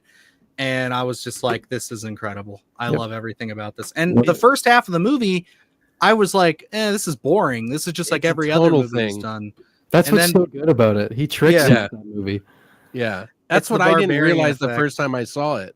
The first time I saw it, I was kind of like at a 7.5. I wasn't there yet. He's doing it on And then when I went back and watched it, I was like, holy fuck, this is so good. What was I thinking? Like, I literally had to set all those like previous thoughts aside to really get it. And I was at a 9 instantly after rewatching it. And for me, I'm going to go with I'll just do like 2 real quick. The first one is actually going to be The House That Jack Built. I don't like Lars von Trier movies that much. I tend to disagree, and usually it's like his movies end up being a huge disappointment for me because like I'll enjoy parts of them and then he just gets too self-indulgent, and this has probably oddly enough the worst case of it, where he starts showing scenes from his other movies as they're talking about art and how important it is and all this stuff. It's like, wow, please stop jerking off on the lens for me, Lars. I'd appreciate it if you would stop. And I love that movie though. It's I think everything besides those couple of scenes is so impactful. It's so gross. It's so upsetting. It is, but it's one of those things where it was something I like I said, I went in expecting to just watch a basic disturbing Lars von Trier movie. And I walked out like, this is like this generation. This is the new American Psycho. Like, this is what it's going to be now. And I love Jack. I love the performances in the movie. All the performances are amazing. Can live with the last 20 minutes being completely taken out of the movie, but I completely understand why it's there. And I'm fine with it. So it's like, it just felt like a lot. I think good. That's my prime example of one of the other reasons why it's like Lars von Trier just couldn't help himself at the end. He's like, all right, 15 minutes. Time to go to hell. I don't think it's about him in that moment, though. I really think that he put in the Inferno because he's the way that he treated the serial killer in the movie is how I never thought of a serial killer that way before, and having the most normal life, but in the same regard, having problems with, oh, fuck, I should go back in. I got to solve this thing. I didn't clean up this one thing. Love and he keeps that. going back and forth. I was like, holy shit, that's so OCD.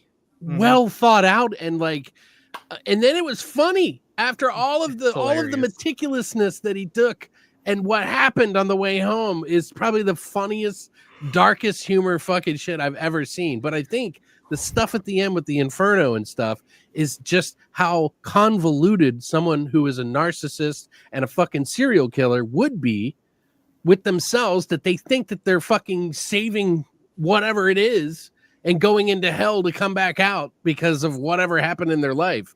So it's a very like ego death kind of thing. I don't know how to explain it. You know what I mean? Ego death's a good way to put it. I agree with this. I hate Lars von Trier as a person, but I love this movie. And then my last one, super simple. Originally, I was going to go with my two basic ones of Barbarian and Terrifier 2 because I expected Terrifier 2 to be Terrifier 1. It wasn't, but those were safe. Those were easy. Everybody knows how I feel about those. Hell House LLC. Heard so many wonderful things about this movie. Everybody says, oh, it's so scary. It's so great. It's wonderful. It's found footage. It's all this. And I'm just sitting there thinking it's probably mid and it's probably just fine. And you watch that movie and you get to the scene where the guy is just touring through the house, talking with his buddies, and he sees that clown standing at the top of the steps, and it kind of spooks you. And then, just quickly goes back, realizes that it wasn't his friend. That scene fucking just gave me chills. It was one of those things where it was slowly creeping up on me, and it got scarier the more that I realized what's going on and the less, our actual character did. I got to say, it's one of those things where all of the hype is warranted for the very first Hell House, in my opinion. I just did a whole ranked. Oh yeah, no, I know. Of the first 4, and I reviewed the new one already, which is out in 5 days. Nice. Yeah, no, we're going to be covering it here shortly. Is it the 20th of this month or next month? I think that's when the embargo lifts or whatever. But there was no embargo. No, it's August. Like, what's up, Necro McCammon? What's up, Necro?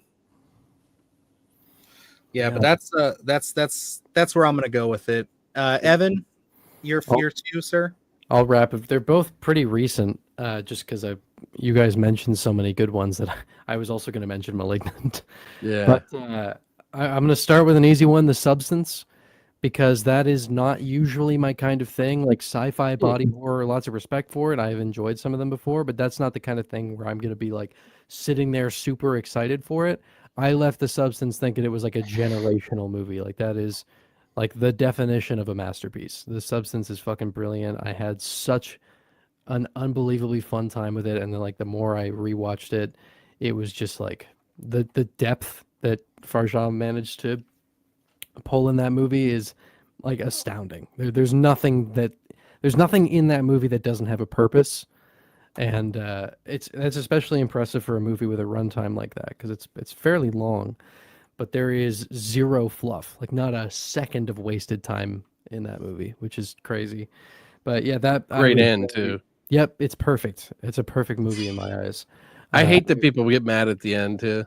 Oh, it bothers me. I'm like, it's the perfect analogy of everything. Yeah, it's just a big fuck you, like explosion. But yeah, I mean, that was one of my favorite things when I put up my video on The Substance, was people being like, I've always hated the ending, but then hearing the way you explained it made me see it differently. I'm like, oh, thank God. Like, please. Yeah. See that the ending of this movie is perfect. It's so good. But then the other one I have to go with, just because there was no reason that it should have been even good, was The First Omen, where like that was a directorial debut with a prequel, franchise reboot to a classic 70s religious horror movie from a major. I was like, there is nothing in the Cliff Notes presentation of this movie that warrants it being even remotely good. And I didn't think it was only good. I thought it was the best fucking sequel in that whole franchise. Like, the original is still the best. I love Omen 3, Crazy. but like first Omen I thought was fucking awesome. Like that movie was so goddamn good. Come on, Delia is really good. The Oh, fourth Jesus one. H. Christ, man. Yeah, look, I was saying I've come around a little bit to Exorcist 2. I don't think I'll ever come around to Omen 4. I fucking hate that movie. But it was no, a TV movie, by the way. It was supposed to be. I know. It's still so bad though. But You didn't grow up during those the I know. 90s thing that I we know. had. that doesn't change anything of what I'm saying. But Right. no, first Omen I was just really surprised by. Like I went into it with low expectations despite being very impressed by the trailer. Like I remember seeing that trailer for the first time and immediately it did change things for me. I was like, "Oh shit. Okay. There's something here." The poster I thought was great. And then it came out and I was like, why was this so good? Like this did not feel like a directorial debut.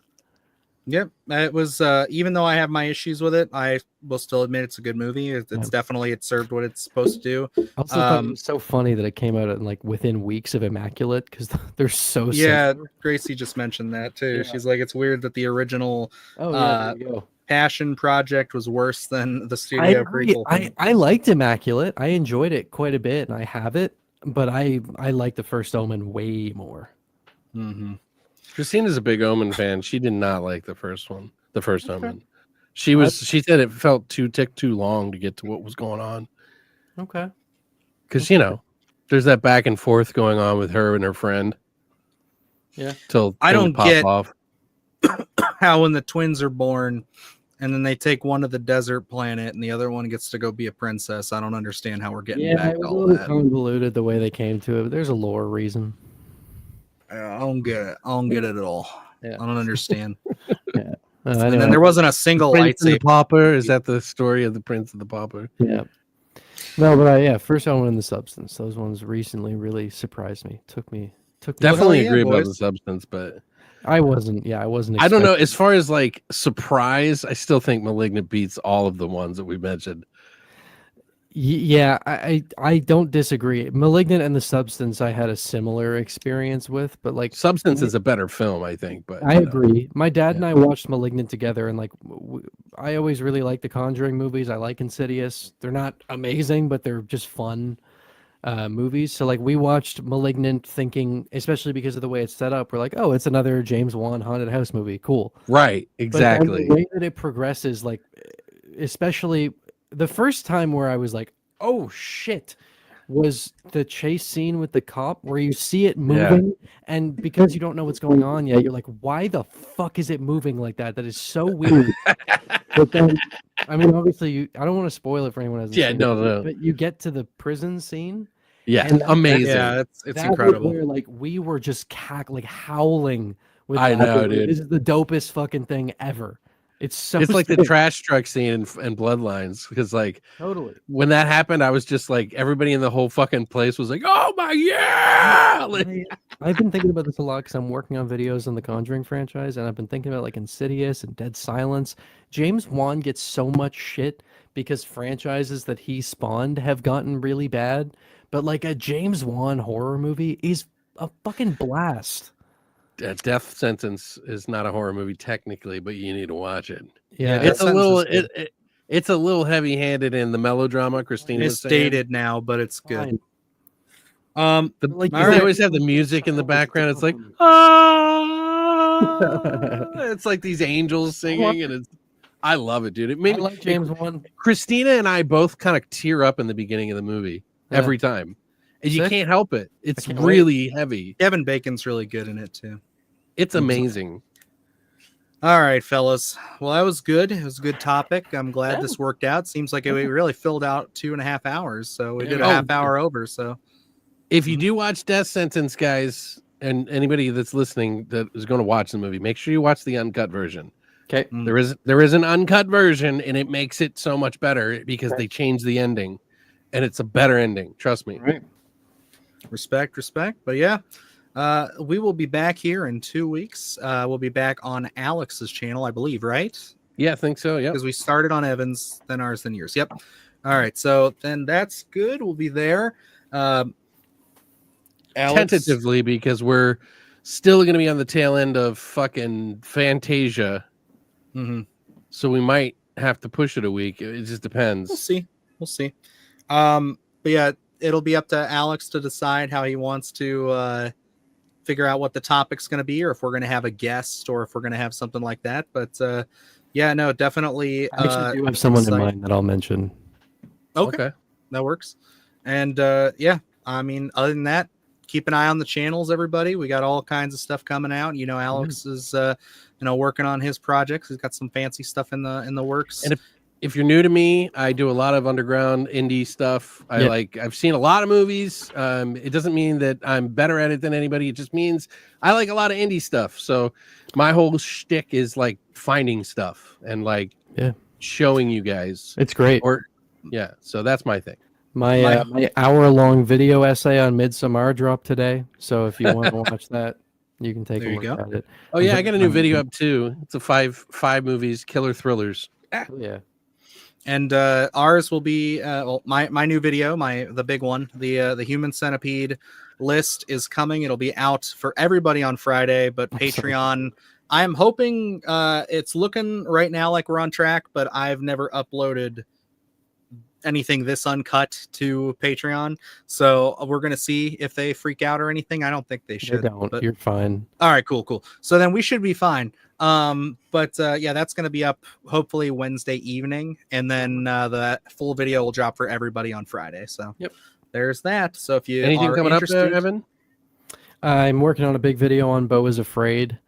I am also beginning. Since you don't do as many videos, that's why I'm asking. You know what I mean? Yeah, no, totally. So I have Beau is Afraid, and then I'm continuing with Conjuring 2 is going to be after. Like I'm going to try to do the 3 Conjuring films before Last Rites is out. I'm just trying to pull up my schedule here to see what else is coming up. When is Last Rites? Yeah, Last Rites. We'll be talking about Barbarian and Saint Maud as well in August, which are both very highly requested. And not to say what it is, I have started work on probably my most requested video, and it's going to be massive. So, wait, you already did Lake Mungo. Wow, you right on the nose on that one, huh? I did. All right. One last thing, guys. Dylan, Luke, and was Luke doing Fantasia with you? Yeah. Okay. So the 3 of us, Dylan, Luke, and I, will be doing a lot of Fantasia. If you guys could give us some love for that, it definitely helps us out because, you know, and that it's not, we're not going to get views for it, but I know some people they get worried that they're going to have to wait 8 months to see a movie, so they don't like watching it. But I can tell you, it's good to be excited about stuff and know it ahead of time than to miss it and then wait 6 years later to watch it. Trust me. So we'll have the deets. I'm excited for it. You know, we're our inbox is stacking up with those screeners right now, so I got a couple that I can pick from. But we did a little. If you want to go back to the Sunday Scaries from 2 nights ago, you can see we did our little Fantasia rundown, so we can give you an idea of what we're looking forward to and kind of what the audience helped us decide what we were going to pick. And Alex, you did a video too, a curtain riser for it. So, and you can see 3 of them I'm not going to be able to see, but it happens. You know, we'll figure it out. But all righty, guys, I think that's going to wrap it up here. So thank you guys as always. We appreciate you. We will see you back here in 2 weeks. And it's that is that. So until next time, remember, long live the void, and all that other stuff. Yeah, all that other shit. I don't know. I'm tired. Headache. Peace. Do the horse shit, gonna do it live. Cause Splattercast kick it every day they live. Splattercast,